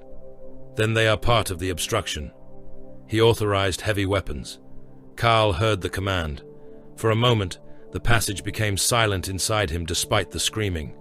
Then he raised his lasgun. The 19th fired. Lass bolts cut through prisoners and struck the orcs beyond. Heavy bolter shells entered human backs, detonated inside rib cages, and threw pieces of both captive and Xenos across the walls. Grenade launchers fired over the first ranks and burst inside the crowd. Men died facing their rescuers. Some held up Aquila pendants. Some cursed the Emperor. Bren's heavy bolter chewed through them all. Carl fired until the passage cleared. He felt no hesitation pulse from his collar. No sickness turned his stomach. Carceris had taken decisions that should have destroyed a man's soul and made them routine. Enemy, obstacle, expenditure, route open. The dead differed only in placement. Rusk led the assault upon the main shield chamber. Custom force field energy filled the vault with green distortion. Walls bent into impossible curves. Men appeared to stand meters from where their bodies actually moved. Lasfire changed direction in mid-air. Deaf Dreads waited around the generator. The first charged through a company formation and killed 7 men with one sweep of its claws. Another fired a scorcher into the entrance tunnel. Blackshackles became burning silhouettes, running into walls while their ammunition detonated upon their bodies. Rusk directed melterguns toward the rear armor. Do not trust your eyes. Follow collar coordinates. A Deaf Dread appeared beside Carl, though the telemetry placed it ahead. He fired where the machine was not. The shot struck. The force field had distorted sight, not position. Bren's heavy bolter hammered a killer Khan into the generator housing. Morn crawled beneath the exchange of fire, dragging melter charges through leaking coolant. He reached the primary feeds. Charges set, he transmitted. Rusk checked the detonation link. No signal. Field distortion. Return and establish line of sight. Insufficient time. The Deaf Dreads were closing upon the control bridge. Orc reinforcements crowded the western access tunnel. The generator continued feeding the shield network above the complex. Morn looked toward Carl. Across the chamber, through green distortion and gun smoke, their eyes met. No speech was necessary. Carl understood. Morn, Rusk said. You are ordered to return. The sapper placed one hand upon the manual trigger. Command is deciding which man dies first. Rusk became still. Morn had heard him say it months earlier. What does his death purchase? Carl asked. Morn looked upward at the generator. The sky! He cut the Vox link. Carl seized Rusk's harness and dragged him toward the blast doors. Bren fired until the heavy bolter's barrel glowed. The surviving Blackshackles retreated through the chamber, while Deaf Dreads followed. Morn remained beneath the coolant feeds. The last thing Carl saw was the sapper sitting against the geothermal conduit, surrounded by melter charges, calmly winding the detonation wire around his fist. The blast doors closed. Morn triggered the charges. The generator chamber became white. The detonation ruptured the coolant feeds, collapsed the reactor galleries, and tore through the shield network beneath Damaris. Geothermal pressure surged into damaged conduits. The hive opened from below. Columns of fire punched upward through kilometers of undercity. Streets split. Manufactoria vanished into red fractures. Cathedral towers erupted from their foundations. Entire Hab districts rose upon pressure waves and collapsed into the caverns beneath. Across the Gargant complex, custom force fields failed. The brass moon trembled. Armor plates fell from the cranes, crushing thousands beneath them. Kaal's survivors reached an ore elevator as the cavern began to collapse. The platform rose through fire, smoke, and falling bodies. Orcs clawed at its sides. Bren beat them away with the heavy bolter's empty receiver. Rusk stood beside Kaal, one hand gripping the rail. Neither spoke Morn's name. Above them, the surface Vox awakened in every collar. Imperial Auspex had acquired the exposed complex. Shield failure confirmed. Targeting solutions established. Across Carthax Primus, artillery engines, bomber wings, armored armies and Titan maniples received their final attack orders. The greatest Imperial offensive of the campaign had begun. The ore elevator broke through the surface beneath a sky on fire. Its platform rose from the depths of Hive Damaris, carrying the remnants of 3 Blackshackle companies, 2 damaged heavy weapons, Colonel Acastian Raal, Engine Seer Keprax 9, and the Plasma Control Core, for which the Imperium had condemned them all. The core rested inside a hexagonal reliquary of black iron and tarnished brass. Suspensor veins trembled beneath its weight. Cables as thick as a man's wrist ran from the casket into Keprax 9's mechadendrites, feeding him streams of data that made his remaining human eye twitch. A cage of Skitari surrounded it. Their red robes had burned black at the hems. Radium carbines remained aimed outward as the elevator climbed through smoke, falling masonry, and the fragments of the underhive. None looked toward the Blackshackles. To the warriors of the machine god, the condemned men were merely another failing biological screen around the sacred mechanism. Dren Kaal stood beside Harl Rusk at the platform's edge. The former officer's augmetic brace had locked twice during the ascent. Blood soaked the bandages beneath his coat. His face had acquired the waxen stillness of a corpse that had not yet accepted its condition. "Can you stand?" Kaal asked. Rusk watched the burning city emerge around them. "I have been standing since Carceris." "That is not what I asked." "No, it is what matters." The elevator reached the surface. Noise struck them like a wall. More than 1 billion Imperial soldiers had begun advancing across Carthax Primus. Kaal could not see 1 billion men. No mortal eye could contain such a number. He saw only the nearest fragments of the offensive, infantry columns pouring through refinery streets, chimeras filling entire avenues, armored regiments moving through valleys of ash, and artillery flashes stretching across the horizon without beginning or end. The scale arrived through the Vox. 300 regiments advancing along the northern continental front. 7 army groups committed around Hive Ardentia. 20 million reserve troops released from the southern fortress belts. Skitari cohorts assaulting the macro cannon foundries. Titan maniples moving against the Damaris engine fields. Every report described numbers larger than cities. Every report ended in requests for reinforcement. Aircraft crossed overhead in formations so dense that they darkened the ash clouds. Marauder bombers flew between thunderbolts and lightnings, their wings catching the light of burning manufactoria. Orc fighter bombers climbed to meet them, crude engines vomiting smoke. The sky became a slaughterhouse. Imperial fighters tore Orc craft apart with auto-cannon fire. Orc rockets crossed the formations in wandering trails. A bomber lost half its wing, turned slowly in the air, and descended into an Imperial troop column beyond the hive wall. The explosion killed men Carl would never see. The war continued without acknowledging them. Above the atmosphere, Navy vessels exchanged fire with Orc cruisers among the ruins of the orbital ring. Lance beams crossed the heavens as straight white wounds. Macro shells burned like falling stars. A damaged Imperial cruiser moved across the sky, trailing flame from its spine, pursued by 3 Orc vessels welded from scrap, captured hulls, and impossible confidence. One cruiser rammed it. The collision flashed brighter than the sun. Debris began falling minutes later. Some pieces were no larger than men. Others were sections of ships vast enough to destroy districts. "Orbital debris warning," a servitor announced. Rahl stepped from the elevator. "Add it to the list." The ground shook. Beyond Damaris, Titans and Gargants had begun to duel. An Imperial warlord advanced through the factory plains, its armored feet crushing ruins, tanks, and corpses into the earth.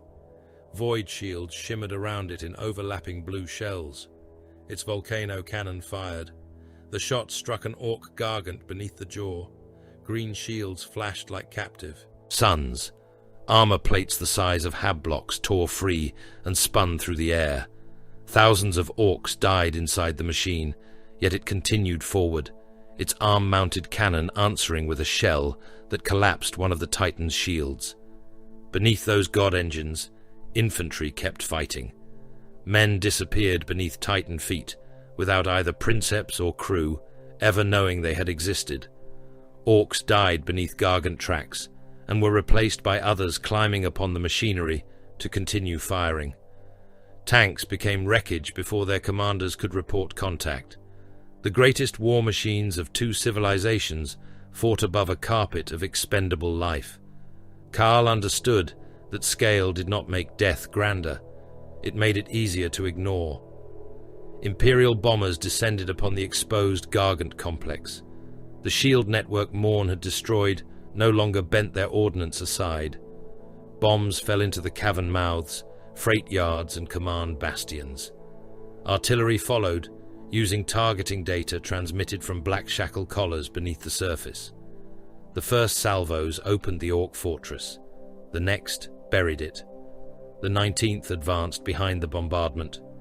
Their orders were to mark surviving gun positions, seize access tunnels, and kill every repair crew attempting to restore the generators.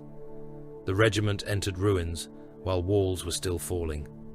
Ka'al led his chain through the remains of a loading district. Bren carried the heavy bolter receiver against his chest, while 2 other men hauled its ammunition and tripod. Rusk followed in his brace, issuing firing sectors through clenched teeth. Every position they captured filled with Orcs again. The greenskins emerged from cellars, broken pipelines, and ammunition ducts. They climbed from craters while still burning. Grots carried tools toward the ruined shield relays, only to be shot down and replaced by more. Kayal's squad cleared one access tunnel 3 times. The first defenders died to lasfire. The second came through a drainage channel. The third had hidden inside a mound of their own dead. Bren's heavy bolter burst them apart at close range. Shells detonated within the packed tunnel, throwing limbs, teeth, and scraps of armor back across the Blackshackles. "4th lot will come through the roof," Bren said. The ceiling exploded. Orcs dropped through the smoke. Rusk shot the first before it landed. "You are becoming observant," he said. The greenskin offensive changed when Gorzag Iron Tooth took the field. Carl did not see the warboss emerge, but the event passed through the enemy like an electrical charge. Orc chants rose above the artillery. Glyph banners turned toward the same point. Mobs that had been fighting independently began moving with one purpose. Captured Vox channels filled with roaring. "Gorzag! Iron Tooth! Boss is here!" The warboss strode from the shattered command fortress in mega armor built from tank plating, piston assemblies, and sections of looted Titan machinery. He stood taller than any Nob Carl had seen. Hydraulic joints hissed beneath every step. A power claw large enough to close around a man's torso hung from one arm. The other carried a brutal cannon fed by ammunition belts dragged by grots. Meganobs marched around him. Their armor made them resemble walking bunkers. An orc mech hurried beside Gorzag, shouting over the battlefield noise. "Boss, the big building place is wrecked. We gotta pull the lads back and get the shields going."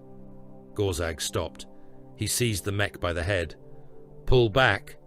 The mech's legs kicked against his armor. "Just till we fixed it." Gorzag closed his claw. The mech's skull burst. Blood and brain matter sprayed between the metal talons. Gorzag threw the body beneath his own boots. "No one pulls back." He raised his cannon toward the broken chain standard visible above the Imperial lines. "Dem neck-bomb Humies broke me factory." The orcs around him roared. "So we breaks them!" He fired into the air. "Wah!" The word spread across the battlefield. Thousands took it up, then millions. The sound rolled over Damaris like a physical force. Orcs abandoned lesser objectives and turned toward the Blackshackle banner. Battle wagons smashed through their own lines. Deaf dreads altered course. Boys climbed over barricades, corpses and burning vehicles in their rush to reach the regiment that had destroyed the Gargant womb. A controlled advance became a siege. Blackshackle positions disappeared beneath green bodies. Ral received the order while watching Gorzag's banner approach through the smoke. The transmission bore Lord General Caradon's seal and Mechanicus priority ciphers. The 19th was to disengage from the war boss. The Plasma Control Corps was to reach the western evacuation field without delay. Rusk listened beside him. "Gorzag is committing himself." "Yes," Ral said. "Kill him, and the War may fracture." "Possibly. The Corps can be buried in a bunker until the field is secure." Keprax 9 turned from the reliquary. "Denied. Archaeotech exposure duration has exceeded sacred tolerance." Rusk stared at the engine seer. "The war boss commands the enemy army. The Corps predates every organism present." Ral studied the approaching mobs. Then he looked toward the convoy. "The Corps moves." Carl felt something close to hatred. Not for Ral, for the certainty that Ral was correct according to the Imperium they served. The war boss might have broken the campaign open if slain. Millions might live. Entire systems might be spared.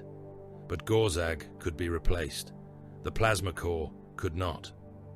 "Form the gallows wedge," Ral ordered. The surviving 19th assembled around the Mechanicus convoy. There were no shield teams left, so wounded soldiers took the point carrying doors, vehicle plates and sections of ruined barricade. Men unable to fire carried ammunition. Men unable to walk were placed behind heavy weapons and ordered to load. Bren set his heavy bolter at the wedge's left shoulder. Mortars deployed inside the formation and fired at minimum range.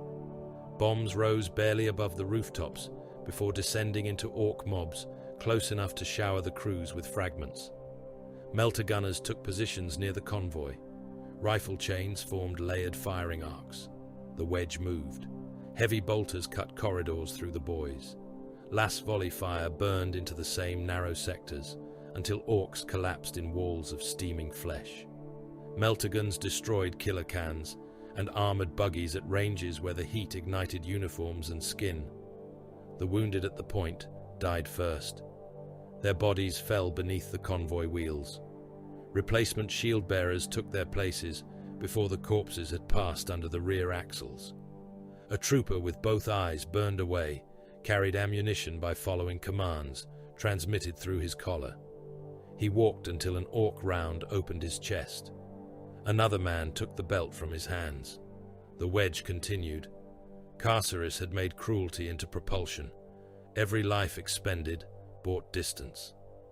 Gorzag reached the convoy near the ruins of a Prometheum distribution yard.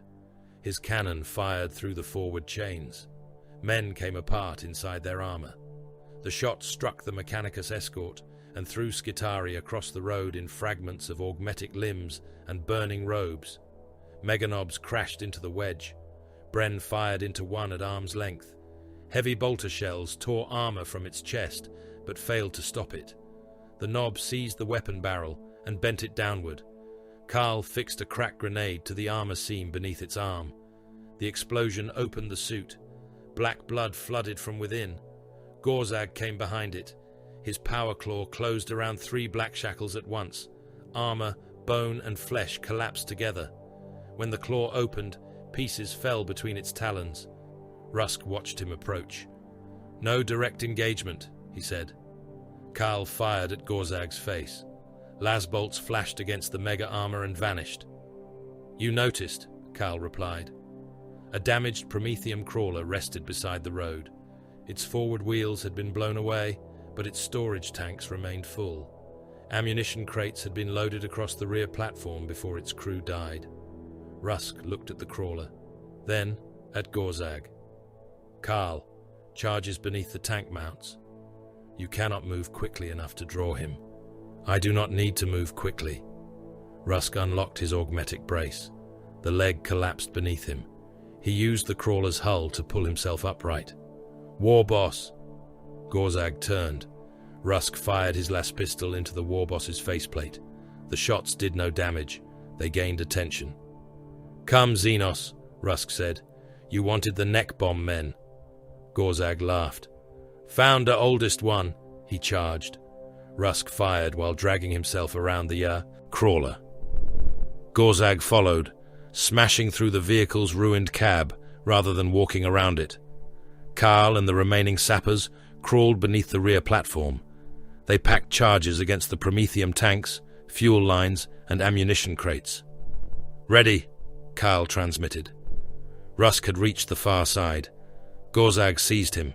The power claw pinned Rusk against the crawler's hull. Metal folded inward. The brace broke. Bones burst through the former officer's coat. Gorzag leaned close. "Not so tough without your little line, are you?" Blood filled Rusk's mouth. He looked past the war boss toward Carl. "Command," he whispered, "is deciding what the death purchases." Gorzag closed the claw. Rusk's body collapsed against the crawler in a wet crack of bone and armor. Carl triggered the charges. The Prometheum crawler vanished inside fire. The blast lifted Gorzag and hurled him beneath burning machinery. Ammunition detonated across the wreck. Meganobs disappeared in the secondary explosions. The shockwave threw Carl into a shell crater and filled his back with fragments. Something moved beneath the flames. Gorzag rose. Half his mega armor had been torn away. One arm hung by cables. The flesh of his face had burned black, but he continued roaring. A Lehman Russ demolisher turned into the road. Its commander saw the war boss. The cannon fired. The shell struck the crawler wreck at point-blank range. Gorzag, the vehicle and the ground beneath them ceased to exist. The crater that remained burned green and orange. No warrior stood within it. No heroic blade had slain the war boss. No champion had matched his strength. Rusk had bought seconds. Explosives had broken the armor. A tank had finished the work. Across the Orc channels, argument began immediately. Nobs declared themselves war boss. Rivals challenged them before Gorzag's remains had cooled. Mobs abandoned attacks to fight one another. Battle wagons turned their guns upon allied banners. Command glyphs changed again, and vanished beneath internecine violence. Imperial forces struck the fractures. Armored regiments drove through gaps. Artillery redirected onto divided mobs. Aircraft bombed Orc, mustering grounds whose commanders were too busy killing rivals to disperse. The warlord Titan beyond Damaris fired its volcano cannon again. The largest surviving Gargant lost its head. The Orc machine staggered, guns firing without aim. Then it collapsed into the plain, crushing armies beneath it. The warlord raised one foot over the wreck. Its remaining void shields failed. Hidden guns within the fallen Gargant fired at point-blank range. Shells penetrated the Titan's damaged reactor housing. For one moment, the God engine stood motionless. Then its plasma reactor breached. A sun was born upon the battlefield. Imperial and Orc formations vanished together. The shockwave flattened ruins for kilometers. Armor became molten silhouettes. Men became ash before their nerves could understand pain. Victory spread across Carthax as an expanding pattern of mutual destruction.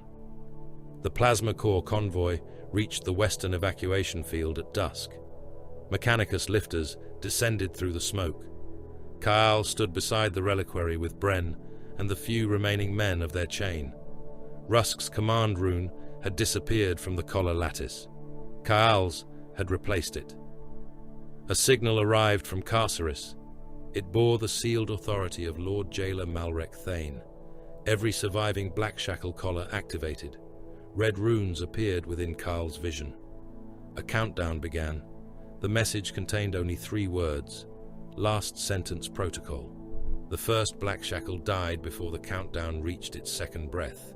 His collar detonated beside the Plasma Core reliquary. The shaped charge drove inward through throat, spine, and jaw.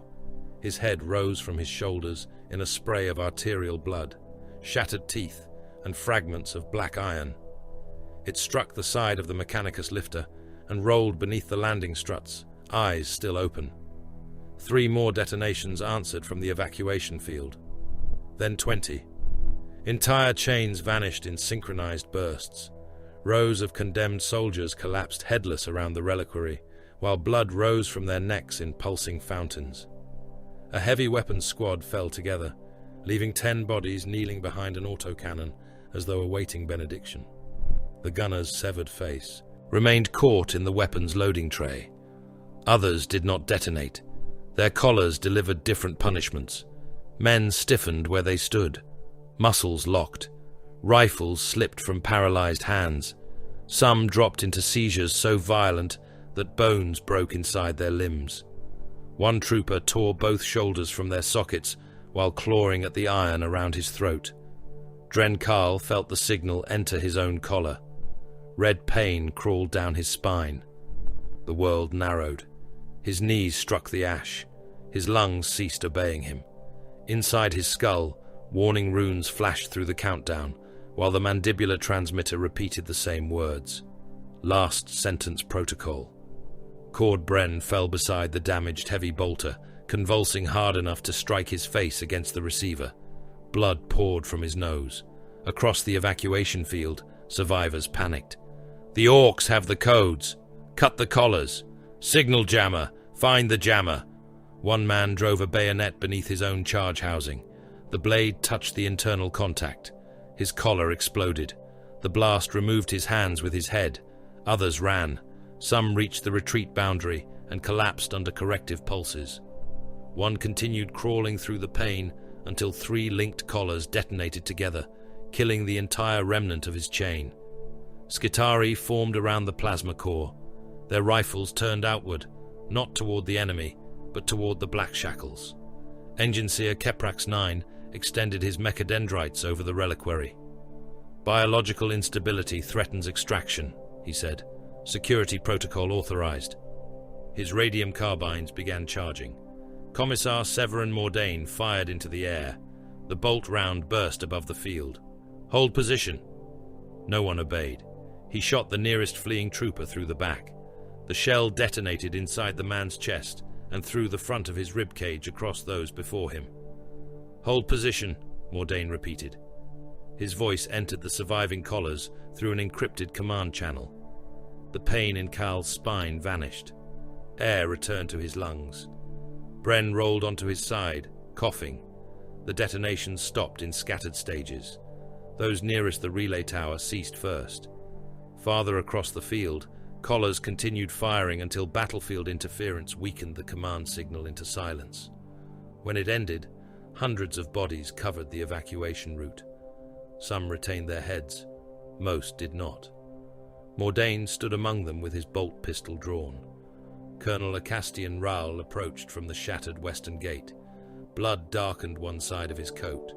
His sword remained in his hand, its edge notched from orc armor. Report, he said. Mordain examined the red runes displayed upon his wrist slate. The signal is legitimate. Kaal rose unsteadily. Legitimate? Carceris command authorization. Departamento Munitorum countersignature. Planetary jail seal. Mordain turned the slate so Raul could see it. Liquidation directive confirmed. Bren stared at the dead chains. They ordered our collars fired. Yes. We killed Gorzag. Yes. We carried the core. Yes. Bren gripped the heavy bolter mount. And they kill us for it? Mordain looked at him without anger. You mistake service for negotiation. Carl stepped between them. Why? The commissar's gaze settled upon him. Veteran penal formations present a calculable threat upon completion of extended operations. Survivors possess weapons training, command familiarity, unit cohesion, logistical knowledge, and shared resentment toward their custodians. He spoke as though reading maintenance doctrine. A regiment of murderers is useful while surrounded by enemies. Returned to its prison world, it may become an army within the walls. Carl looked at the headless bodies. So we were always meant to die. All soldiers are. Not like this. No, Mordain said. Not all require certainty. A roar rose beyond the perimeter. Orc engines approached through the ruins. Gorzag's death had fractured the War, but the greenskins had not fled. Rival nobs had merely found a new reason to fight. Each sought the dead war boss's title, his armor, his banner, and the prestige of killing the humans who had destroyed him. 3 separate attack columns were converging upon the evacuation field. Their glyphs differed. Their hatred did not. Keprax 9 rotated toward the Mechanicus lifter. Core ascent incomplete. Atmospheric interdiction remains excessive. Sacred cargo cannot depart until the anti-air threat is reduced. Mordain checked the countdown. The red runes had frozen. Local suspension granted for 1 hour. Bren looked at him. You stopped it. I delayed it. You could cancel it. I lack planetary authority. Then reject it. Mordain's expression hardened. The order is lawful. So was our deployment. Yes. So was sending us beneath the hive. Yes. So was every grave we dug. Yes. The commissar stepped closer. I have not spared you. The mission remains incomplete until the core reaches orbit. Executing the regiment before that moment would violate a higher operational priority. Kaal understood him. Mordain had not chosen mercy. He had found a superior regulation. The Imperium had built laws cruel enough to obstruct one another, and for 1 hour the Blackshackles lived inside the contradiction. Raal dismissed the surrounding officers and faced Carl beneath the shadow of the lifter. You knew, Carl said. The colonel did not deny it. How long? Before the regiment was founded. Bren swore. Carl kept his eyes upon Raal. You trained us knowing Carceris would kill whoever survived. I trained you to complete the task assigned. You marched 60,000 men into this war under a sentence none of them had heard. They had heard it from the moment the collars closed. No, they believed death would come from the enemy. Raal looked toward the distant orc banners. Does the source alter its meaning? It alters yours. Something moved behind the colonel's eyes, not shame, but fatigue older than the campaign. You wanted recognition, Carl said. You wanted Caradon to call us a regiment. You wanted the Imperium to see what Carceris had made. I wanted the regiment used where it mattered. And afterward? There is no afterward promised to men like us. Kaal stepped closer. You forged soldiers for a system that never intended to acknowledge their service. Raal's collar glinted beneath his jaw. Recognition was never part of the contract. There was no contract. Exactly. The first orc shells struck the perimeter. A Mechanicus transport overturned in the blast. Skitarii emerged from its wreckage burning, their augmetics continuing to move after flesh had blackened upon them. Raal turned toward the gate. Argument concluded. The western approaches filled with orcs. One mob followed a nob in red armor, whose banner displayed Gorzag's iron jaw. Another came beneath a yellow glyph, its leader firing into both humans and rival orcs. A third rode battle wagons built from the wreckage of Imperial tanks. They fought one another as they advanced. Their competition only made them faster. Blackshackle firing lines opened. Las bolts crossed the ruins. Bren's damaged heavy bolter tore into the lead mob, each shell exploding inside green flesh. Mortars fired from behind the reliquary. Melter guns reduced armored knobs to burning silhouettes. The red countdown remained frozen. 47 minutes. Keprax 9 extended a noospheric projection across the command channel. A fortress appeared 3 kilometers east of the field. Its towers bristled with vox arrays and astropathic veins. Imperial signals still pulsed inside it, beneath layers of static. Planetary relay station, the engine seer said. Primary astropathic choir degraded but functional. Long-range command transmission possible. Ral continued watching the gate. To whom? Sector Command. Departamento Munitorum Strategic Authority. Collegia Logistical Offices. Lord General Caradan's fleet staff. Ka'al studied the relay. Can it override Carceris? Negative. Can it prove we remain useful? Keprax 9's lenses contracted. Data may alter resource assessment. That was enough. Ka'al looked toward Mordain. You can authenticate a transmission. Yes. We send the battle record. Gorzag's death. The core recovered. The losses we prevented. Mordain considered him. You believe Sector Command will rescue you from injustice? No. Then what do you believe? That replacing us costs ships, ammunition, and time. For the first time, something resembling approval entered the Commissar's face. You understand the Imperium. I understand ledgers. Another shell struck near the gate.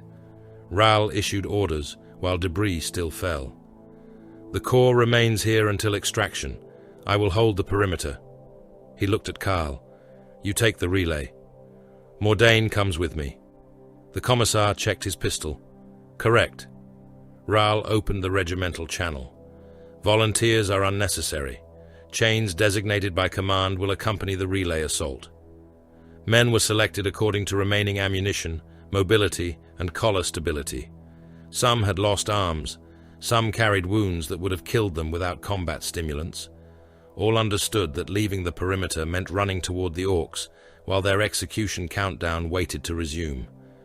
Bren lifted the heavy bolter receiver. I go. Carl looked at the warped barrel. That weapon is nearly dead. So am I. Ral remained beside the shattered gate as Carl's force departed. Their assault began with deception. Carl transmitted false evacuation orders across an unsecured channel, directing imaginary transports toward the northern ruins. Orc listeners intercepted the signal. 2 mobs changed course, racing to claim the vehicles that did not exist. He sent wounded troopers carrying empty ammunition crates through the western debris field. The orcs saw supplies. They followed. When the mobs entered the marked avenue, demolition teams collapsed the surrounding walls. Bren's heavy bolter fired into the trapped mass. Laser guns concentrated upon the same narrow sectors until the avenue became a channel of severed limbs and ruptured bodies. The Blackshackles withdrew before rival orcs arrived. Not in flight, in sequence. One chain fired while another moved. Wounded men remained behind with grenades beneath their bodies. When orcs stopped to butcher them, the charges detonated. Kaal measured lives in seconds. A blinded trooper held a doorway for 12. A sapper collapsed a bridge and purchased 30. An entire assault chain entered an orc barricade with live charges under its armor. Their deaths brought a clear route to the relay fortress. Rusk had taught Kaal that command meant choosing who died first and what the death purchased. Carceris had taught him not to hesitate over the price. By the time they reached the fortress, the collar network no longer recognized Ral's command presence. The western gate had fallen. Fragments of battle reports entered through the static. Orcs inside the perimeter. Mechanicus lifters rising. Blackshackle command formation encircled. Ral's voice emerged once. Continue to objective. Behind him, the colonel stood among the ammunition reserves with fewer than 200 soldiers. Orcs poured through the shattered gate. Knobs crushed the wounded beneath their boots. A meganob tore a Blackshackle in half and threw the pieces into the defenders. Ral triggered the collars of men too injured to fight. Heads burst along the firing line. He denied the Orcs prisoners. He denied them trophies. He denied his own soldiers the slower deaths waiting beneath cleavers. When the ammunition stockpile caught fire, Ral opened his command channel. Kaal heard him through the relay gate. Regimental authority transfers. A rune appeared within Kaal's vision. Command, Carceris 19th. Ral had selected him, not because he was noble, not because he was forgiven, because he remained useful. The colonel's final transmission followed. No retreat, no release. Orcs reached the ammunition stacks. Ral activated his own collar charge. The command detonation triggered every linked explosive around him. The western perimeter became fire. Ammunition crates, fuel drums, grenades and demolition charges erupted together. The blast consumed Orcs, Blackshackles, and Colonel Acastian Ral, according to the same calculation. His death purchased the lifter's ascent. Kaal entered the relay fortress as regimental commander. The defenders were Orcs wearing stolen Vox equipment. He drew them into the lower signal hall with a false challenge code, sealed the blast doors, and flooded the chamber with promethium vapor. Bren fired an incendiary round through the viewing slit. The hall became a furnace. The Blackshackles climbed through burning bodies to reach the astropathic vault. Mordain placed his seal against the command lectern. Keprax 9 transmitted data remotely through the recovered core's tracking cipher. Casualty totals filled the display. The strength of the 19th at muster. The number lost in transit. The dead at Bastion 49. The dead in the corpse trenches. The dead beneath Helix 9. The dead beneath Damaris. Proof of the shield network's destruction. Proof of the Gargant complex. Proof of Gorzag Irontooth's death. Proof that the plasma core had reached Mechanicus custody. Mordain added projections. Replacing the regiment would require fresh transports, training cycles, weapons allocation, and months of deployment delay. Surviving Blackshackles could serve as a veteran cadre. Their experience could reduce losses in future siege operations. Their collar loyalty remained enforceable. The transmission entered the astropathic choir. Psychers screamed as the message tore through them. Blood ran from their eyes. One died before the first response arrived. The countdown resumed. 30 seconds. Bren looked at Kaal. Did it work? 20 seconds. The surviving Blackshackles stood among the burning vaults. 10 seconds. Mordain did not move. 5. The red runes vanished. A new order replaced them. Liquidation countermanded. Operational preservation authorized. No pardon. No absolution. No recognition of innocence. The Imperium had not saved them because they had earned life. It had preserved them because replacing the ammunition would cost too much. Carthax Primus survived. The declaration appeared upon every command slate in the system before the guns had fallen silent.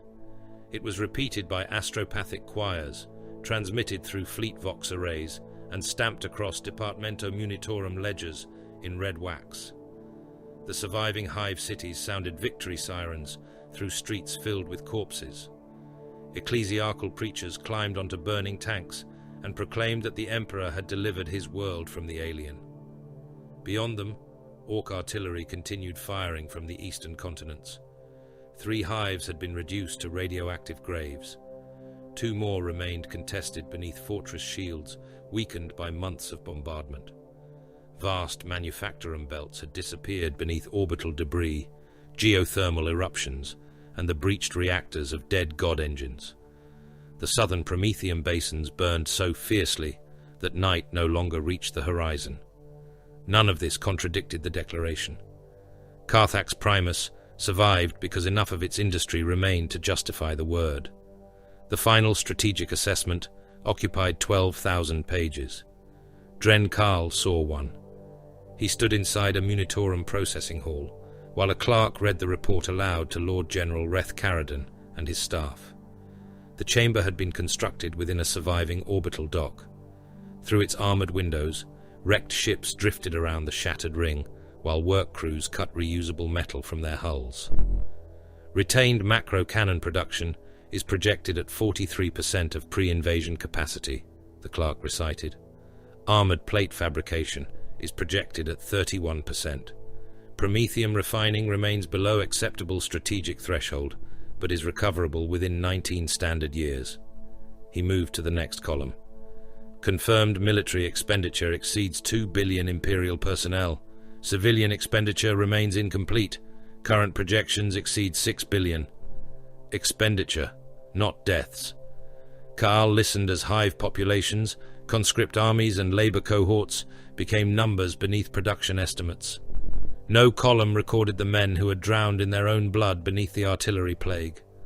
No notation described workers cut apart by Blackshackle fire while trapped between Imperial rifles and Orc guns. Rusk's name did not appear beside the war boss's death.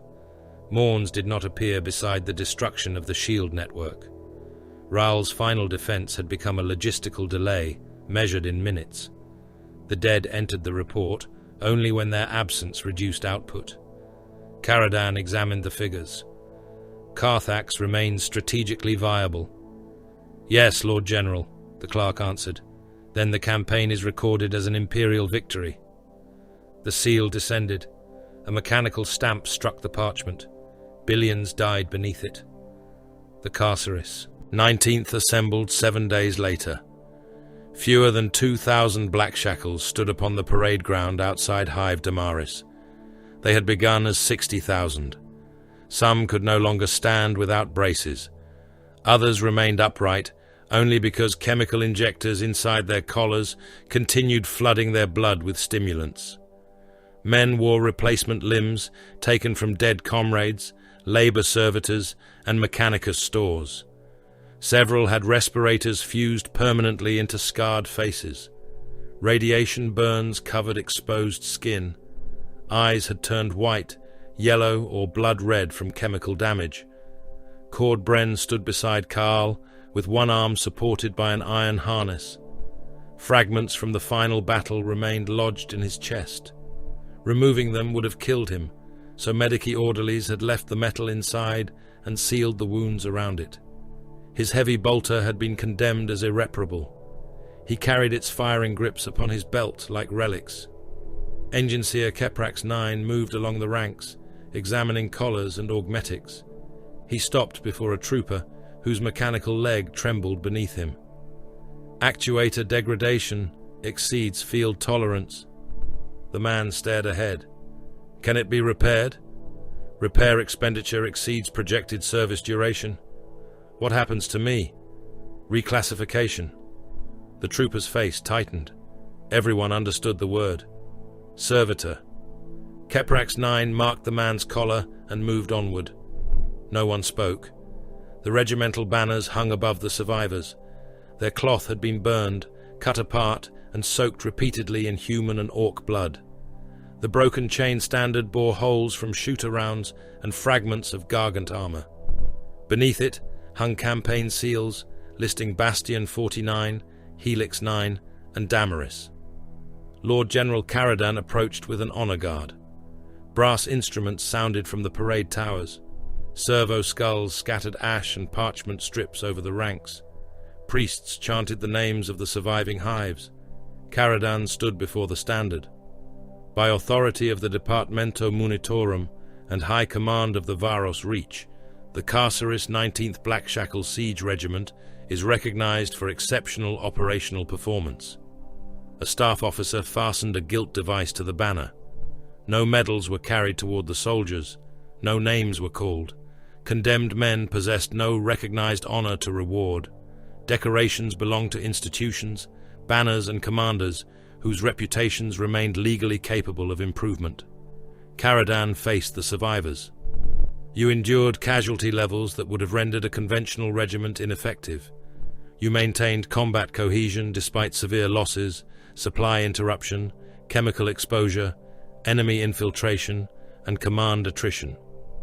His voice remained as flat as the clerk's report. You destroyed enemy infrastructure, recovered archaeotechnology, and contributed directly to the termination of war boss Gorzag Irontooth. Contributed. Kaal looked at the medal upon the banner. Rusk had died crushed against a Promethium crawler.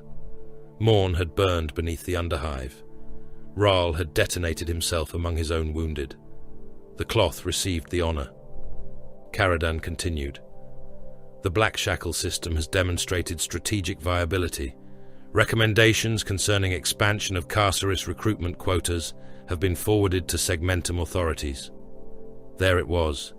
Not gratitude, replication. The Imperium had examined what remained of them and decided it wanted more. Caradan saluted the banner, turned and departed without addressing a single survivor. The ceremony should have ended. Commissar Mordain stepped onto the dais. His greatcoat was torn and darkened by dried blood, but his peaked cap remained immaculate. The bolt pistol at his hip had been cleaned and re-blessed. "The Lord General has acknowledged your performance," he said. The survivors watched him. "So shall I." He opened a... "You fought beyond expectation. You held when other formations broke. You carried out orders under conditions that invalidated lesser men." Bren breathed through his damaged lungs. Around him, Blackshackles stood beneath the weight of words none had expected to hear. Mordain looked toward the third rank. "Trooper Jarek Sol, step forward." A thin soldier with one augmetic eye left the formation. His right arm ended at the elbow. A campaign bandage covered half his throat beneath the collar. Approached the dais and saluted. Mordain read from the slate. "During the assault upon the Western Relay Fortress, you abandoned firing position 7 without authorization." Sewell's face changed. "The position was overrun, Commissar." "You crossed the retreat boundary before receiving withdrawal authority." "The orcs were inside the trench." "Yes." "I returned to the line. After 11 minutes. I fought at the relay. I lost my arm there." "Yes." Sewell looked toward the decorated banner.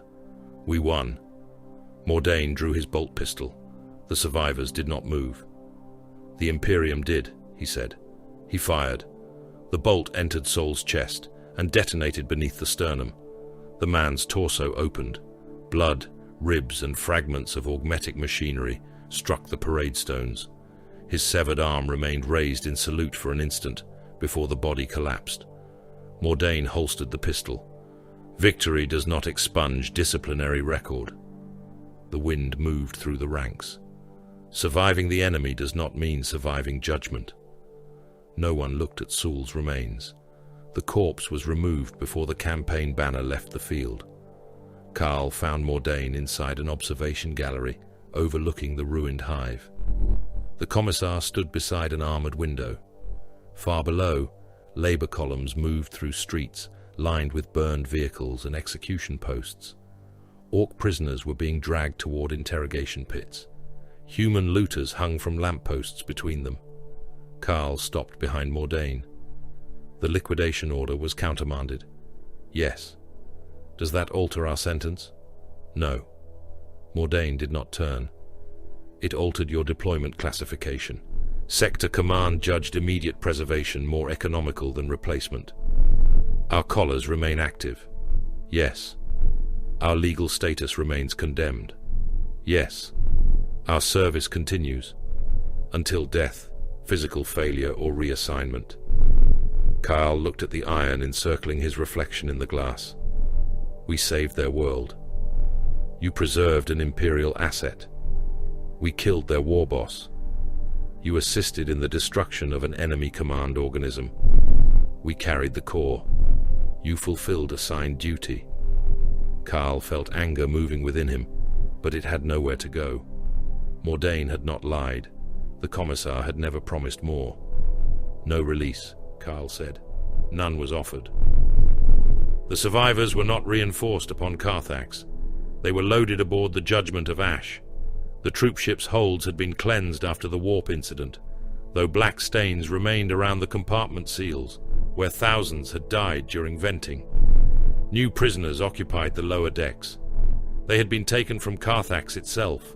Deserters, looters, gang killers, failed militia, saboteurs and laborers, condemned for abandoning defense production. Carl walked outside their cages. Black flak armor covered his body.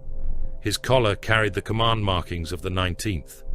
A laser gun rested against his shoulder, maintained with the precision Carceris had beaten into him. The condemned watched him pass. Some stared at the broken chain insignia. Some spat through the bars. One man pressed his face against the iron. "Guard," he whispered. "How long until we reach the prison world?" Kyle remembered Malcor's corpse inside the penitent recompense. He remembered the servo skull watching men feed. He remembered the first shotgun blast after the hold doors opened. "Long enough," he answered. The rations failed during the 6th week. Hunger spread through the cages. Servo skulls recorded which men stole, killed, organized, and survived. Carl understood every measurement now. He saw candidates being selected before they ever reached Carceris. The prison world appeared through the viewing slit after 11 weeks. Iron-grey continents turned beneath electrical storms. Orbital guns tracked the troopship. Prison hulks hung above poisonous oceans. Manufactoria, crematoria, mines and fortress walls covered the surface. Nothing had changed. The world did not need to change. It changed those delivered to it. The 19th disembarked beneath the orbital gallows. Lord Jailer Malrek Thane awaited them in the abyssal yard. He wore robes of black and tarnished gold. Servo skulls circled his pulpit. Behind him, gallows engines turned slowly beneath rows of hanging bodies. Kayal marched before the surviving regiment and stopped beneath the platform. He expected Thane to condemn him for resisting the last sentence protocol. He expected interrogation, collar detonation, or transfer to a servitor bay. Thane raised one gloved hand. "Acting Commander Dren Karl, Lord Jailer, your regiment circumvented a lawful liquidation mechanism. We completed our assigned mission." "Indeed." Thane's respirator grill distorted his voice. The last sentence protocol activated according to regulation. It identified those formations capable of sustaining command cohesion during terminal contingency. It also revealed deficiencies in signal distribution and planetary authority overlap. Karl looked up at him. "You intended it as a test. I intended it as liquidation." The directness almost resembled honesty. "Your response converted failure into assessment. You ordered 60,000 men killed. I ordered surviving military assets prevented from becoming a custodial threat. You failed." Thane's servo skulls turned toward Karl. "Did I?" The yard became silent.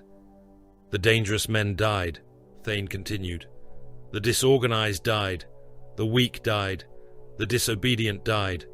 Those who remained demonstrated sufficient discipline to secure authorization from a superior command echelon without rejecting imperial authority."